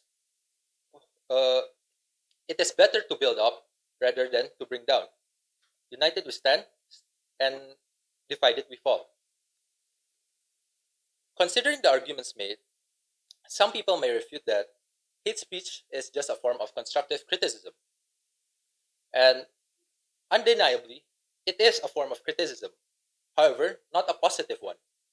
It is noticeable. However, it's not the most acceptable. Turning your hate speech into constructive criticism would be much preferable, as hate speech destroys esports community that easily. Now, going back to the start, after 2 days, Fuse and his teammates were able to win 2 matches against highly rated teams, and thereafter there were no more than slight nudges against Fuse and his teammates. This shows that even in small communities, toxicity exists, and we have explored that Indonesian netizens have yet to realize that of their own toxicity and its consequences to the community and its industry. There's a lack of initiative in changing to a positive community. There's only so much that we can do to change, and a change is in order. 1, priming, the pushing positivity through influencers and institutions. 2, education through digital citizenship and civic education. And 3, a drive to change from each individual to make a better and positive community. How do we change, you ask? there needs to be a change in our personal individuals. There needs to be acceptance towards education and also to move to a more positive note. And what does it mean for normal netizens? Integrating positivity in each individual and community would be beneficial for the community, as and influencers and institutions need to promote positivity while making it a part of their nature. And also, education and positive change within everyone in the community will hopefully reduce toxicity in Indonesia's esports scene. Thank you.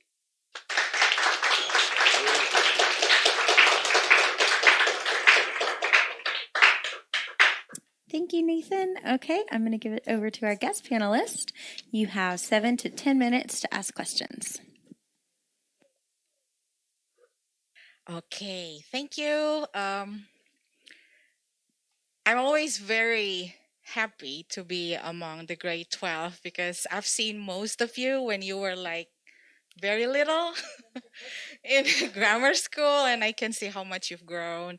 And I just feel so proud to see how well you present your ideas, and then you came up with a lot of fresh thoughts. So yeah, I think it's a privilege also for me personally to be here and see you present your work. Some good things, some praises I have is I think after reading your thesis, you have fresh ideas and opinions, critical but not preachy, because I think your main audience here are teenagers just like you, who I assume probably players and gamers as well. Being preachy never works with gamers, right? um, I can say that being a gamer myself. So I'm so glad that you brought up this topic. Why? It's not clearly seen on me, right? Mr. Abed actually asked me to do this because he knows I'm a gamer myself, a hardcore gamer, I must say. So yeah, I'm I'm I'm I'm just feeling glad that you brought up this topic about esports. And I couldn't agree with you more that toxic behavior is so real among the esport gamers. And I agree with you that there should be regulations or education to prevent such thing happening. I mean, the examples you gave, the real examples you gave, just clearly describe how toxic behavior online can bring people down to the point of depression and even do crimes, right? Now, I want to ask, well, first of all, are you a gamer yourself? Uh, yes, miss. No judging here. I play too since Yes. like 12 years old or something. So yeah. Uh what what made you interested in this topic at first place? Is it you being a gamer yourself, experiencing some of these, or maybe you've seen someone experiencing things like what you have in your thesis? Okay. Thank you for your question, miss. So, if you see in my introduction, that was my personal experience Mm. regarding this thesis. So that was what inspired me to um, create a thesis regarding this topic, Mhm. because not only that I experienced, but Mhm. it's very evident in most esports scenes in Indonesia, and I think there needs to be a change in that. Mm. Okay. Thank you. I'm so sorry that it happened to you. It's As fine. as a gamer, I apologize for the shameful things that some of us did. But yeah, and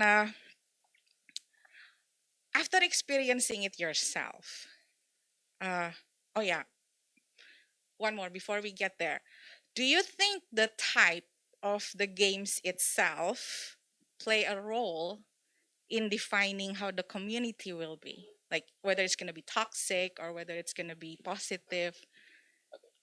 Thank you for your question. So, regarding the type of games itself, when it comes to is it going to be toxic or not, I see that even if you play Roblox, a game made for children, there's still toxicity in it. And I don't think when it comes to toxicity, it comes from the individuals and the community itself.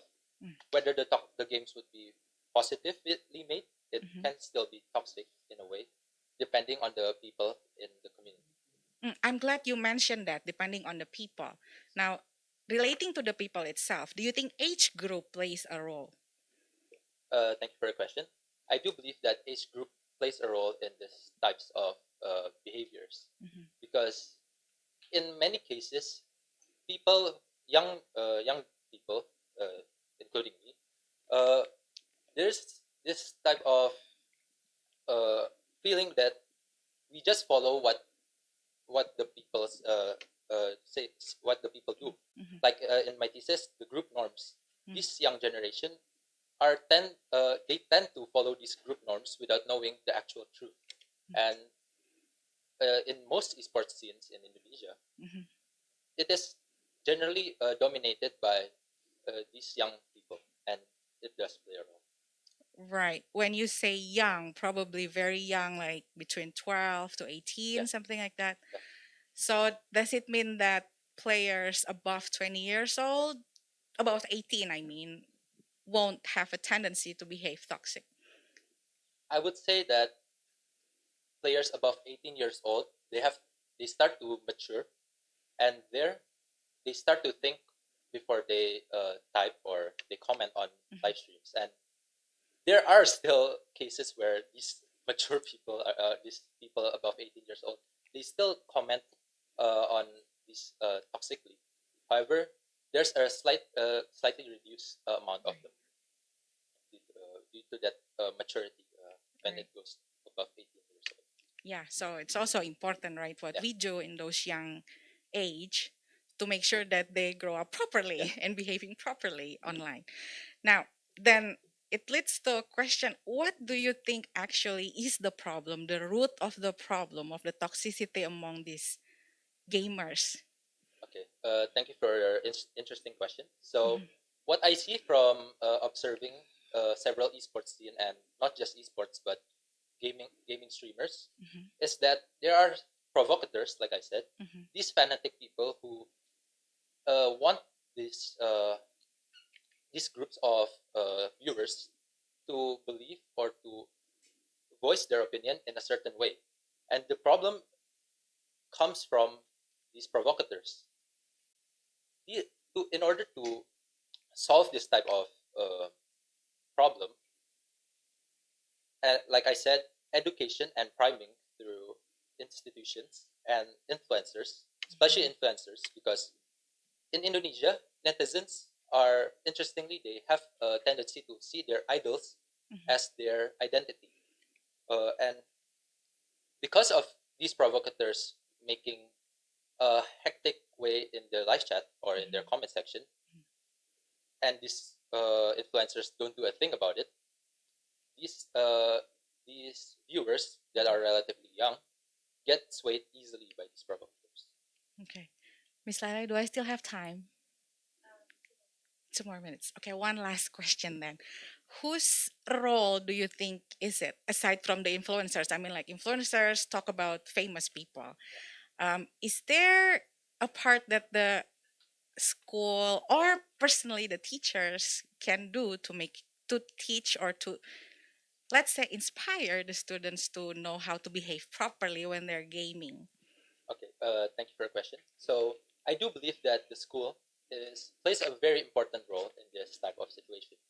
As one of my solution states, education through digital citizenship and civic education is very important in order to help these young people in schools to be more critical and responsible when they act or comment online. I hope that Okay. answers your question Yes. sufficiently. Thank you. Perhaps I'd like to add to that. Digital citizenship curriculum is important, but I think as a teacher, many teachers are found still in denial of their students gaming and they tend to just push them aside. So I think the first thing that we must do aside from the curriculum as teachers is to grow up and maturely accept and have conversation with the students about the games that they're playing instead of hushing them like, no, you shouldn't play, and see it black and white. Would you agree with Yes, me if I I say would that? agree that it comes from the Okay. Thank you for very good and clever answers. Thank Thank you, Miss Laila. Thank you so much. All right, Mr. John. So Nathan, you say the Indonesian netizens are some of the most abusive and most hateful, but ironically, Indonesian citizens are known as some of the friendliest and most polite people. So how do you bring these two things together? What's your explanation for what's going on? Thank you for your question, sir. So, what happens in this situation is that the online disinhibition effect is what happens within these Indonesian citizens and netizens. In face-to-face interactions, these people would have their image. They want the best image because they are facing each other, and they know who are the people you are facing. However, in online discourses, due to anonymity and the disconnect of cyberspace, these people are more. They have the tendency to be more free in stating what they think, and this often is a negative and a toxic opinion that they voice online. And this is what makes these Indonesian netizens one of the most toxic in the whole world. Okay. So one of the ideas of anonymity is that it brings out the worst in people. And I mean, this is an idea that's been explored for thousands of years. So it's not just Indonesian culture, right? This is you go back to Greek culture, and you have the story of Gaiji's ring, which makes you invisible, but ultimately, the ring that makes people invisible corrupts their morals, and they result in, a decline in moral behavior. That's where Tolkien got his Lord of the Rings, right? And the same thing is true today. You see it in situations where if there are natural disasters, looters, rioters, people that think that they are totally anonymous act out negatively. You don't see situations where the power goes out in a society and thousands of people rally together so that they can go help other people. Usually it's so that they can go get free stuff and steal TVs. But based on that idea, do you think that it would be good to create some kind of like permanent identification for members of the Indonesian e-gaming netizens? So if you want to be a member, you can't be anonymous. You have to tie it to your KTP, or you have to have a permanent identification, or is that just would that kill the kind of the mood of esports? Because you do want there to be that back and forth. You do want there to be that us versus them, my team versus your team, but it gets out of hand. So what do you do? Thank you for your question. So, using what you said just now, using KTP as identification system would be, I feel it's not needed as for now, since as you said just now, it might ruin the fun in competitions. However, regulating it through the law isn't something that would happen. It isn't realistic to regulate it with the law. However, these institutions like these game, they have channels, and they can regulate it through either suspending them, those hate comments, and also they can block them from able to be commenting again. Yes, people can make new accounts and start commenting toxic again. However, at the end of the day, if you keep on doing that, you'll get tired of it. And if these people are ignored, no, they won't get what they want from insulting other people, and later they would stop. So I think for now, as it is, they can just use the methods that I told you just as a solution. Okay, thank you very much, Nathan. Okay, Nathan, I have just a few questions. You talked about how education and digital citizenship should be implemented in order to like decrease this, but this is mostly 12 to 18-year-olds, like you talked about. What do you think parents should do, whether they are the parents of people who are victims, or people who are doing like the hate speech and the bullying? What should parents do? Thank you for the question. So, parents should, in a way, monitor these children ages to 12 to 18, and also before that, educate them to be able to, so they won't, you just educate them so they won't end up in a cycle where they just keep on being negative towards others. I think stopping them directly wouldn't help because again, if it's gamers, you tell them what not to do and they will do it. And here, educating them beforehand would become a better solution rather than stopping them from uh, continuing playing their games or even commenting on their social. Okay. Do you think the government should play a role in this education, or should the government censor if it's, certain forums, or if it's during tournaments? Should the government do something about that? So thank you for the question again. So government has made undang-undang or specific laws for this type of problem. However, it's not realistic to apply law because there are millions of people online and commenting. So the best way for these governments to intervene and help the situation is through working together with these big game developers in finding a solution towards this toxicity problem on social media. Because I don't think that even with these laws that are made, if they make laws, I don't think that these netizens would still follow the law. So I think working together with people inside would be better for the government. Okay, that's fair. So one of the questions from one of your peers, also a question I have. Although there is the online disinhibition effect, there is that. I was talking to a friend earlier this week who played basketball in college. Okay, like high school, college, all the way through, still until today plays competitively, although not in like a national league, still in a competitive league. And he was telling me that hate speech is part of the game. People try to get into your heads. The other team, the other fans try to get into your heads. That's just part of the game. So this is basketball. This is in person, and it's just part of the game. Is kind of what he told me. And this person is a pastor, someone who follows God's word, and it's just, he says that's just what you do. You do it to the other team, and you receive it. So shouldn't it be the case that if someone wants to, this is similar relating to Ray's issue as well, if someone chooses to be an esport player, shouldn't they just be able to have the mentality to dish it and take it? Okay. Thank you for the question and whoever asked that too. So I believe that there's a difference between taunting, banter, and also just straight up hate speech. So taunting is where the opponent gives something that would ruin the mentality of the opponent. And I see that as something fine in esports, especially in competitive esports.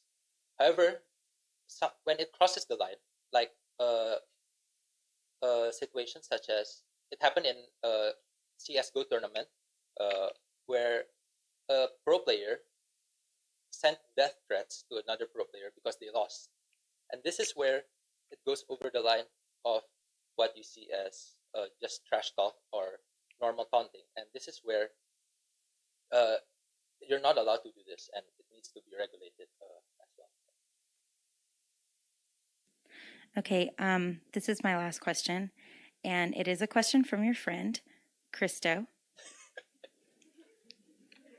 This is not my question, this is his question. As I know, you are an ex-pro player in esports. Are you toxic? Thank you for the question, Christo. So, for the am I toxic? In social media, I tend to not comment anything to prevent myself from exhibiting toxic behavior. However, I just trash talk verbally, not online. So the people who I'm trash talking wouldn't know that I'm trash talking. So you trash talk in person. Yeah, I don't want to. You don't trash talk online. Yeah, I don't. Okay. Okay. Thank you so much, Nathan.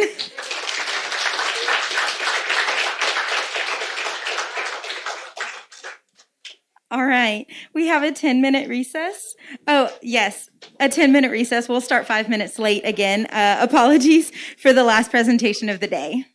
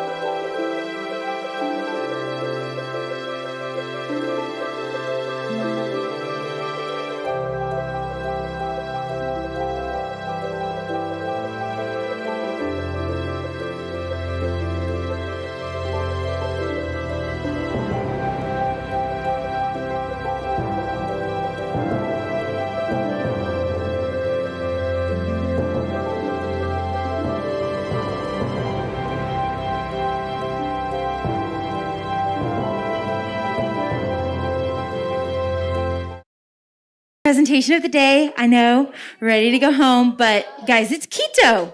It's keto.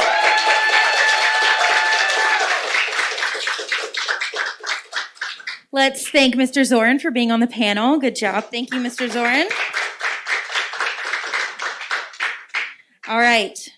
Last but not least, Keto will be presenting his thesis titled, "Did I just spend $5,000 on a JPEG? Gacha game regulation in Indonesia." Welcome, Keto.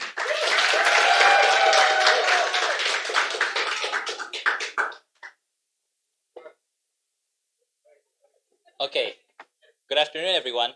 First and foremost, I would like to have my salutations first for the three panelists. Thank you, Mr. Zoran, Ms. Leila, and Mr. John for coming. And thank you for all of my friends here and my parents who's sitting at the back for coming and seeing my presentation. And without further ado, I will start my presentation. I was in 8th grade when I first fell into the rabbit hole of gacha games. I was caught, hook, line, and sinker. The first one was Fate Grand Order, a gacha game from the Fate series. I was merely hooked to, I still remember getting hooked to this gacha game because of the stunning graphics and the exciting storyline that it offered. I still remember getting that 1% probability rate just to get the desired character that I wanted. Eventually, this led me to grind my first ever gacha games and spend hours and hours playing this game. And because of that, later on, I indulged in gambling in-game cosmetics on websites. As years went by, came Hunt Came Back Third, then came Arknights, then came Bang Dream, then came Project Sekai, which were all gacha games. And up until now, I've not realized that I've played more or less around 10 gacha games. And I've actually spent some money on these games, which could be used for other productive stuff, like buying books, buying clothes, buying food, and many more. From my experience, it is better for the government to restrict these gacha games for individuals below the age of 18. So, in the 20th century, people started making machines, and one of them was the gacha machine that eventually became popular. What I refer to gacha machines is gacha machines is simply a vending machine that allowed people to get small toys in exchange for small amounts of money. And with the implementation of the internet, it eventually became the gacha games we see today. It has become a big industry with microtransactions happening every second. And people associate these gacha games to be predatory, and they extort money from the players to buy premium currency. What I refer to gacha games is these Japanese anime arcade games, inspired games that implements a gacha system. And so I'll be explaining what a gacha system briefly is. So a gacha system basically refers to a system in which a player will get a certain prize with rarities, and these rarities make up for different types of probability rates. Let me give you an example.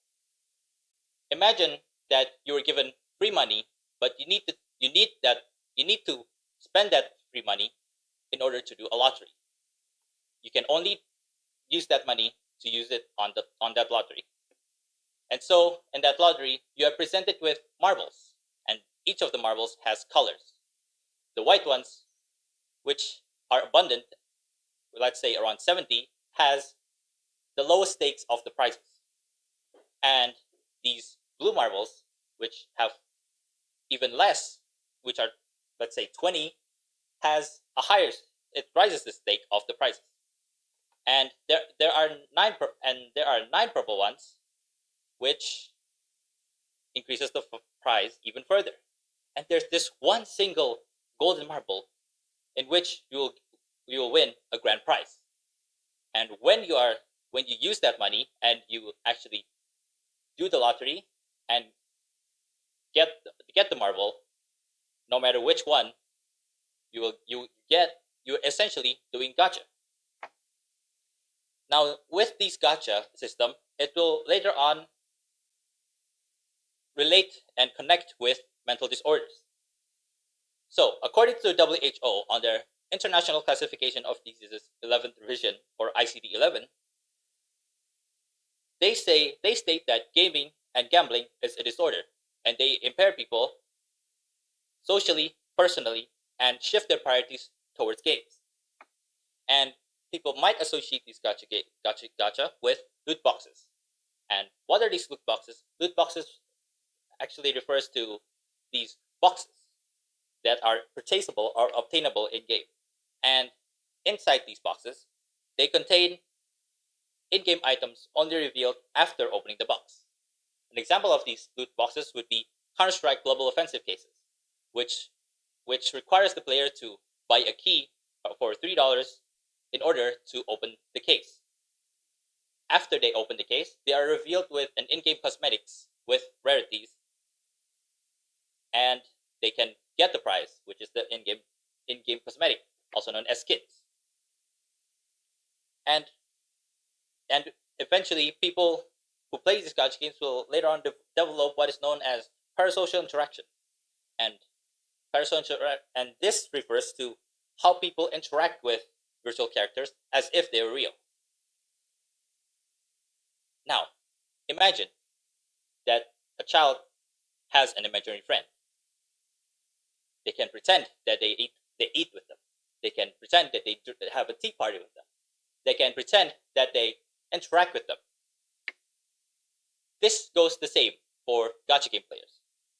Gacha game players have this parasocial interaction, and they have this emotional attachment towards the character as if they were real.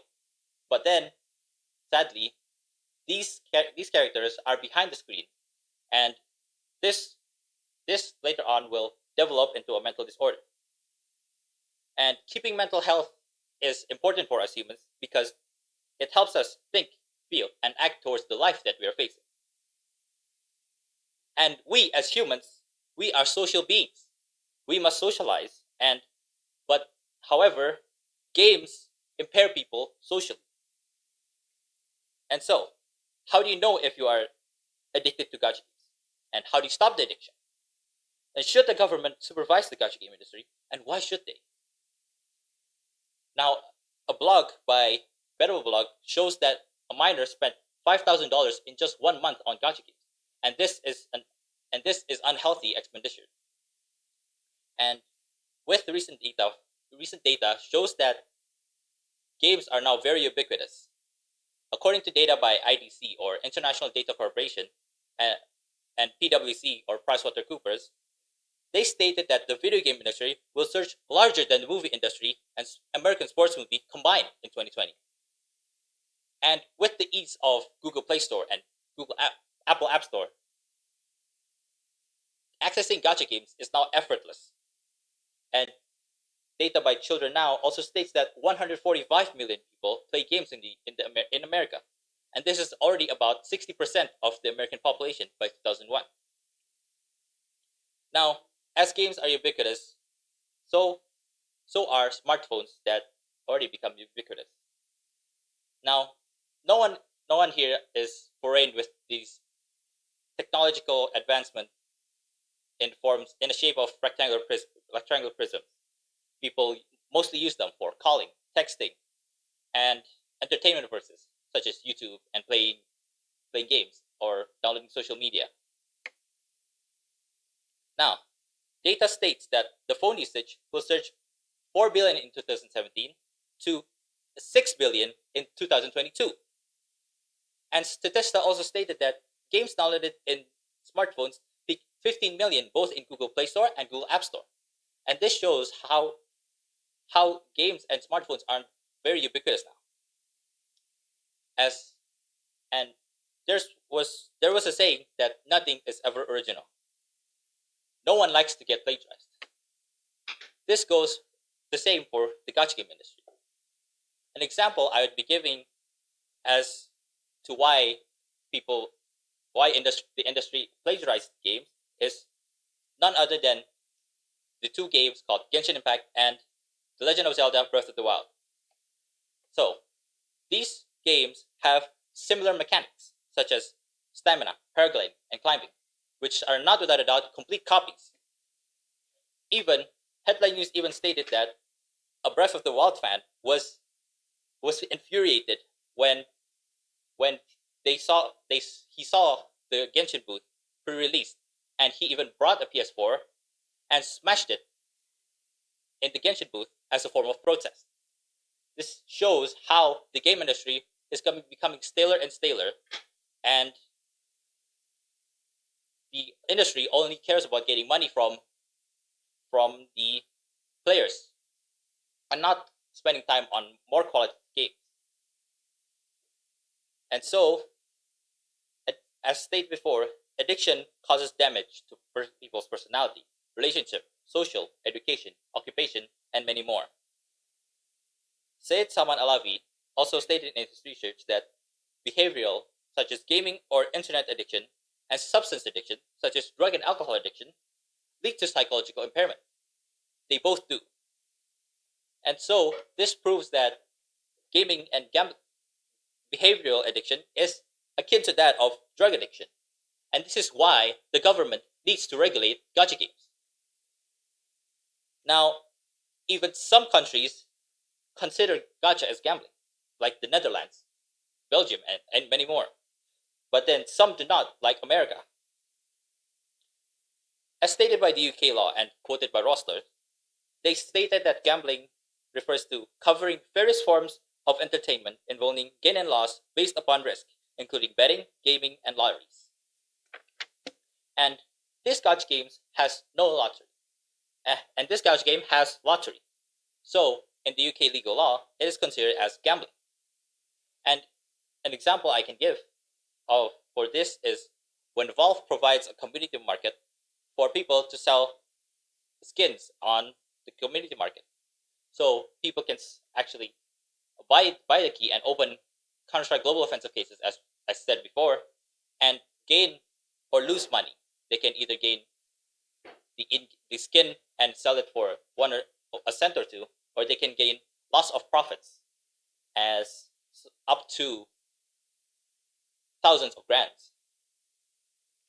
And so, with the unusual habits that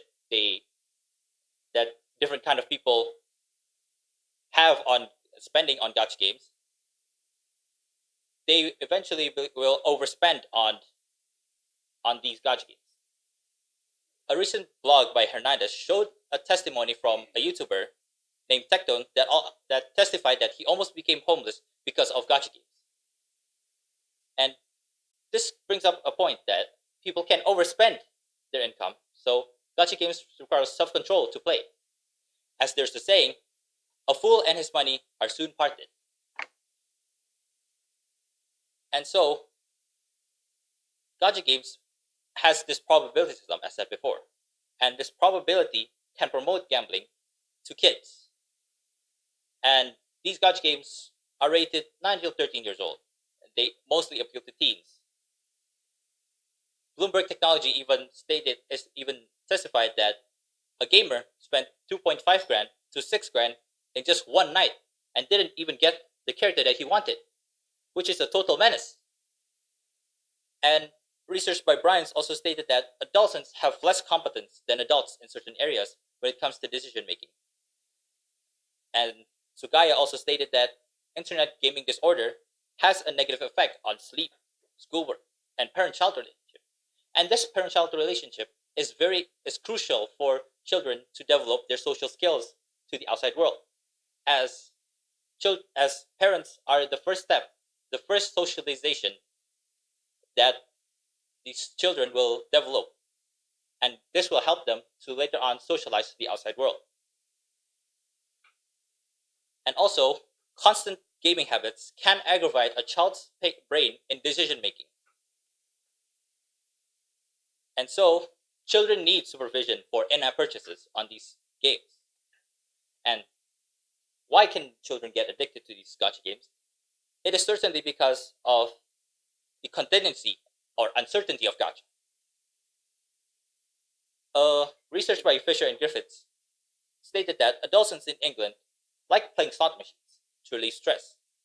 and supported by Brown, Brown stated that children who play video games are more prone to play these slot machines. And with the ease of in-app purchases now, and the convenience it has to buy it will lead to extensive expenditure.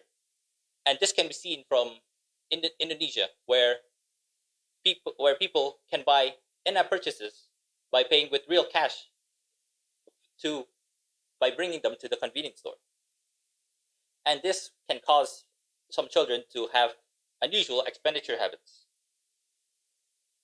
And so there are many factors as to why children can be lured to gacha games. They can promote gambling addiction and gaming addiction. And gambling addiction can lead to some relationship problems. They can be a factor of divorce. They can influence the family and promote gambling onto the family. They promote social, financial, and mental stress on children. And they can also have the probability to promote substance addiction. So, some of you might question my argument, and some of your questions might be the same with these. Firstly, if restricting these gacha games became a reality, then how are these industries going to create money as they have their game being installed for free? Secondly, are teens really that young to make decisions to spend a lot of money on gacha? And finally, if parents do not object to their children playing gacha games, then why should the government restrict it? So, for the first question, I agree that gacha games are free to play and they can be installed for free on the app stores. But if restriction does happen, they only lose 26% revenue from Indonesia, as there are still other countries that still do microtransactions outside of Indonesia. And for the second question, children will have the possibility to develop financial dependency later on in the future. And when children play these gacha games, they will develop parasocial interaction. And with this parasocial interaction, they will tend to spend more money and to make their love character stronger. And how do they show love to the character? They show love to the character by simply getting them on the gacha because of the low probability rate that they have. And for the third question, children can secretly spend in-app purchases with their parents' credit card, and these gacha games can also lead to gaming and gambling addiction. And the Indonesian government should restrict it for the greater good of Indonesia's next generation. So, to wrap up, gacha games is like a double-barrel shotgun. It can lure children to both gambling and gaming addiction if they were the bullets. And gacha games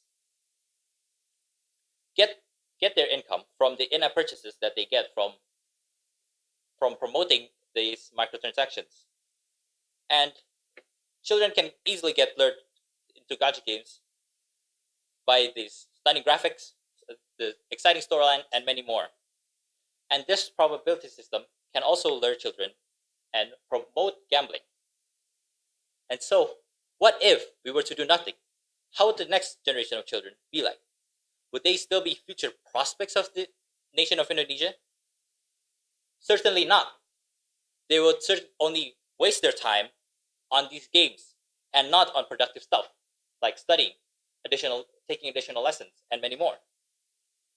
And so, if the government does restrict gacha games, then they will not be tainted and by these gacha games.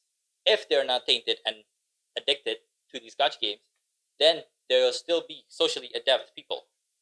And for parents should relate to their parents to know more about their children and eventually prevent gaming or gambling addiction. Thank you.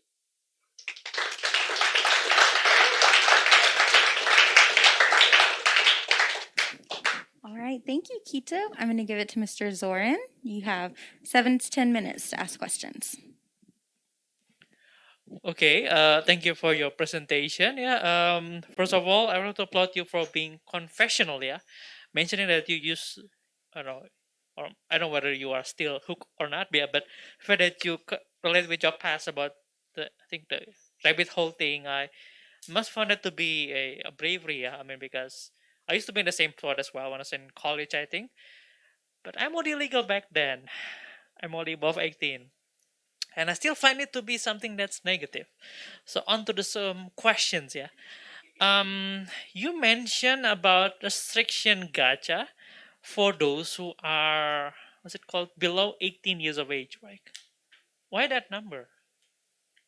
Oh, thank you for the question, Mr. Zorin. So for this so the age of 18 is really because of it's the normal number for is the normal number for restriction, right? Because uh, adolescents tend to have this open-mindedness, and if they have this open-mindedness, if they absorb something that is not good, they will tend to have it as a habit, and this habit will turn into addictions uh, eventually, right? And if if it's 18, then uh, children can develop better, and when they are 18 or above, their minds will still be their minds will already be developed, and they will already be independent enough. Okay, that's a probable answer actually. That continuing to my next question, continuing with that, yeah. Um, as far as I know, yeah, when these game companies making these gacha games, the reason they make it so expensive, to get these higher tier skins, is because those are reserved only for whales, like the ones who are willing to pay huge amounts of money for that. They are clean with their hands. So for those people who are basically below 18, they have no money, right? They haven't worked yet. So isn't it actually justified? It's actually a matter of restraint, not a matter of design. How wrong is it then? Because, for example, what you said before, yeah, I have certain kids who spend 6 and 7 grand about these gacha games, and wait, is that the game's fault? Of course not. It's just the parents not taking care of their credit card. But then again, you have the older guys who have money, and they have every right to spend the money on these kind of games. But for those people who are basically, as you said before, free to play games, well, they have no money, so why you have to defend them? They just play normally, right? I mean, it's still a fun game, as you said before. So why you have to restrict it? It's a self restriction by this paywall, right? Argue, please. Okay, thank you for the question. So, the reason why I said it should be restricted is because basically it's to make these if, for example, you get too hooked. So for some people, most people I know, like when they play games, they get yeah, especially for me, when I play games, I get hooked easily, and like even like on back in the days when I was in sixth grade or like fifth grade, I get addicted to like games so easily, and so I feel concerned for these children that is addicted, because if they're addicted, then they don't have any motivation to do other stuff. So like uh I feel that they will regret it later in their life. Okay, yeah, that's a good answer. But I think that's actually exposing some of your weaknesses. You mentioned about how it is addiction that's bad. Right? I can be addicted to many other things, right? Collecting shoes, collecting gadgets, or many other things. But why this gacha become your center? So it's a matter of addiction, not matter of gacha games. Why you have to scapegoat these gacha games? Thank you for the question. So I choose this gacha game because as you can see that the gacha games require like money, right? And like because uh they actually need money to get like the desired character. Like I've ever felt like uh wanting to get the character, like, oh my god, is this character is so cool, I want it. And then eventually they, if they have no this like premium currency, they will later on resort to using money. And if they don't have money, then I guess they can I guess they would tend to deviate and maybe find some way to get money, and so it could potentially lead to some crimes in early ages. Okay, yeah. You explained it very well, but I don't find that in your paper. You mentioned the word predatory about how the game's design is such that it made people willing to pay more. But I don't see much of that description in your paper. That's why I kind of like had that question. It seems to be an issue of addiction by your paper, but through your description with your answer, you say that it's also a problem of design. And I think that's a suggestion, yeah, for you to define things properly. Now, on to my next question. You said restrict. How do you define restriction? How do you restrict these adolescents from playing gacha games? Okay, thank you for the question. So, uh, we can restrict these gacha games by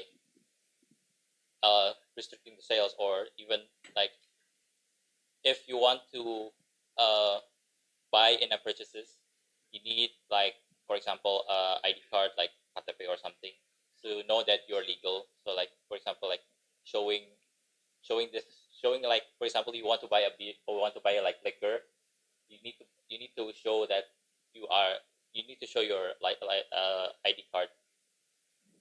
I think that could be one of the possibilities of restricting it. Okay, yeah, that's a good answer, but I don't see that in your paper. You should, I think, define the solution properly. You said restrict, but you don't define it. The one that you mentioned before is actually called KYC, yeah, KYC, know your customer. You should, I think, define that well in your thesis. So I won't find myself confused about it. Now, my last question, yeah, this is, I think, uh, quite historical. You mentioned about these gacha games taking over this 21st century with the ubiquity of mobile phones and devices, right? Yeah. And I'm curious, how was it before gacha games? Do you find that to be the solution? And can you maybe define the pre-gacha phase? Yeah, whatever that might be. Thank you. Okay. Thank you for the question, Mr. Zorin. I've not really discovered this historical, like what it was before the gacha games became popular. I guess like I guess if I'm mistaken, like they just have these sort of sort of uh normal games, like for example like uh local games, and now games are now already becoming online, right? But then I guess in phones back in the days, it used to be local. Most of them tend to be local, I think. Oh, okay. Well, I think you need to define it more properly later. Yeah, I think you can actually answer that with the historical perspective. Back then you have like what game companies such as Blizzard, right? Blizzard, or I think it's one of the good ones. They make StarCraft, Warcraft, and we all know how the game is like very good. I mean, I used to be those gamers myself, and now because of the EA and in-app currencies and whatnot, it becomes this cash cows, right? Wherein these game developers are now putting game development, or what's that, game design as secondary to business model. So these new games are more about business models than design. That's why you said before, this new games doesn't have anything new anymore, right? It takes away from other games and make a new. It's just a cash cow. That's something that I want to see in your paper actually about how these games are devolving, but you don't define that well. Yeah, I think that's all from me. It's like 10 minutes sharp, I think. Yeah. I'll leave it up to Miss Leila or Mr. Walsh. Thank you. Thank you, Mr. Zoran. Mr. John, I have an average number of questions. So you can do what you think is best. I'll just ask just a few questions. Thank you for your presentation. I had a question of what do you feel is the difference between gacha games and packs of Pokemon cards? Both of those there's some similarities between them in that, you pay however much for a pack of Pokemon cards and you don't know what's inside. And it might be that the cards that you get are worthless, and it might be that the cards that you get inside are worth, theoretically, up to about $3.5 million. So if a kid, like my kids, are after a certain card, they will try to get as many packs as they can, just keep getting packs until they find the one card that they want. But my guess is really they just, until my wallet is empty, they will continue to buy Pokemon cards. What's the difference between that and a gacha game? Thank you for the question, Mr. Wells. I think that it doesn't really have. It's pretty similar, but then like for Pokemon cards, it's just that it's physical and not virtual, and you have this physical item for Pokemon cards, but for gacha games, you have these virtual items. It's just a matter of between physical and virtual. But you recommend a government regulation of gacha games, but are you also recommending a government regulation of Pokemon cards? I might be in favor of it, but what do you think? Thank you for the question. So, I think, yeah, the government should also regulate that because it is also like gambling, right? You just buy a pack of Pokemon cards, a box, even maybe, and like you open them all, and like you get nothing good. It's just like a waste of money, right? So yeah, I think that's also considered as gambling. Interesting. You just throw an entire industry under government regulation, which maybe might highlight that there's a weakness in the argument, that the actual issue may not be connected to the gacha games themselves per se, but the idea of frictionless financial transactions, right? There's this idea that, the main difference between a Pokemon card purchase and a gacha game is the potential to rack up literally thousands of dollars of fees without really understanding what you're doing, right? So do you think that it might be better to focus the government's regulation on the way that these games are able to bill the people that are making the purchases? Or do you think it's a responsibility of the individual, the government, or the credit card companies that make these types of purchases possible? Because it seems like all three parties have some level of responsibility in this interaction. The credit card companies, because they will let you, spend $10,000 in a night on gacha games, and even though it's really just a child that's sitting at their parents' laptop purchasing item after item after item because they don't know. Similar happened to me where my child purchased 15 comic books off of Amazon and downloaded them all, and it's technically my fault because I let them sit there with a tablet that had my credit card information loaded on it, and they were unsupervised and they just went shopping. So I was able to return it, thankfully, most of them, but not all of them. So who bears responsibility in that situation? Because I guess you've got the child, the parent, the credit card company, the video game, and then, the financial transaction system. Thank you for the question, Mr. Wells. So, yeah, I agree that some these three parties have responsibility, but then I guess that the parents can educate their children as well to like how to regulate, like how to spend money wisely, and like they should also be aware that to not put their credit card there, and I guess like if I'm mistaken, there's like this. I still remember that games in Japan, gacha games in Japan, they have this thing. They have this thing where they sort out a budget for each age range. So in this age range, for example, for 16 years and below, they have to spend a budget maximum of 5,000 yen, and for 16 level 18, they have to spend at least like they have to spend at most if I'm mistaken it's like 10,000 yen, and for those ages above they have unrestricted spendings. Okay, interesting. So the idea of regulation, once it's introduced into an area, rarely stays within that specific area. Do you think that the beginning of regulation of gacha games would ultimately end up with a government regulation of all video games? What are your thoughts on that? That's my final question. Thank you for the question, Mr. Welsh.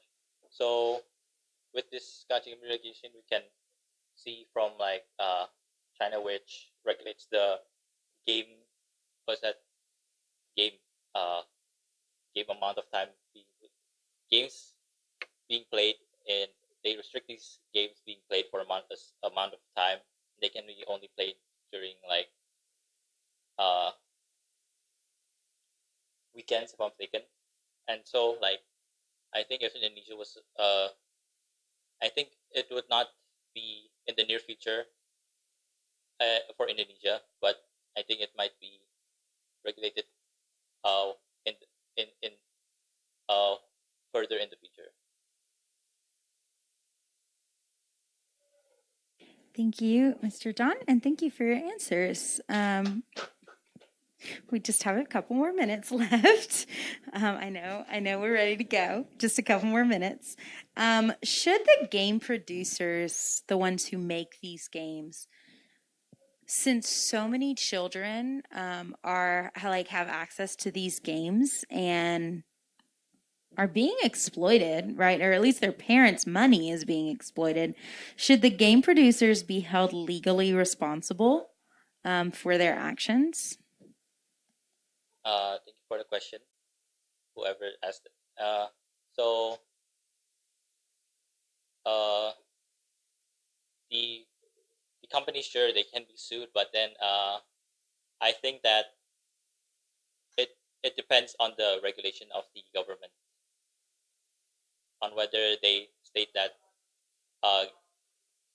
they restrict gambling or not. Because recently back of several years ago, if I'm mistaken, some of the the government like some countries like Belgium and France, something like that, around Europe, they have this Counter-Strike Global Offensive cases. As said before, it's sort of gambling, and then they don't condone gambling, and so they changed the system of these how they open loot boxes.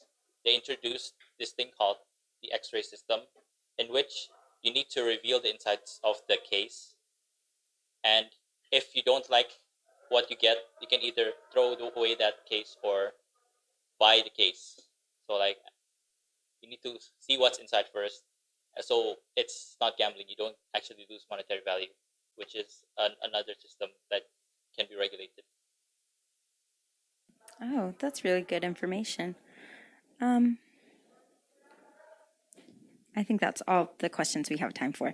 Thank you so much, Quito.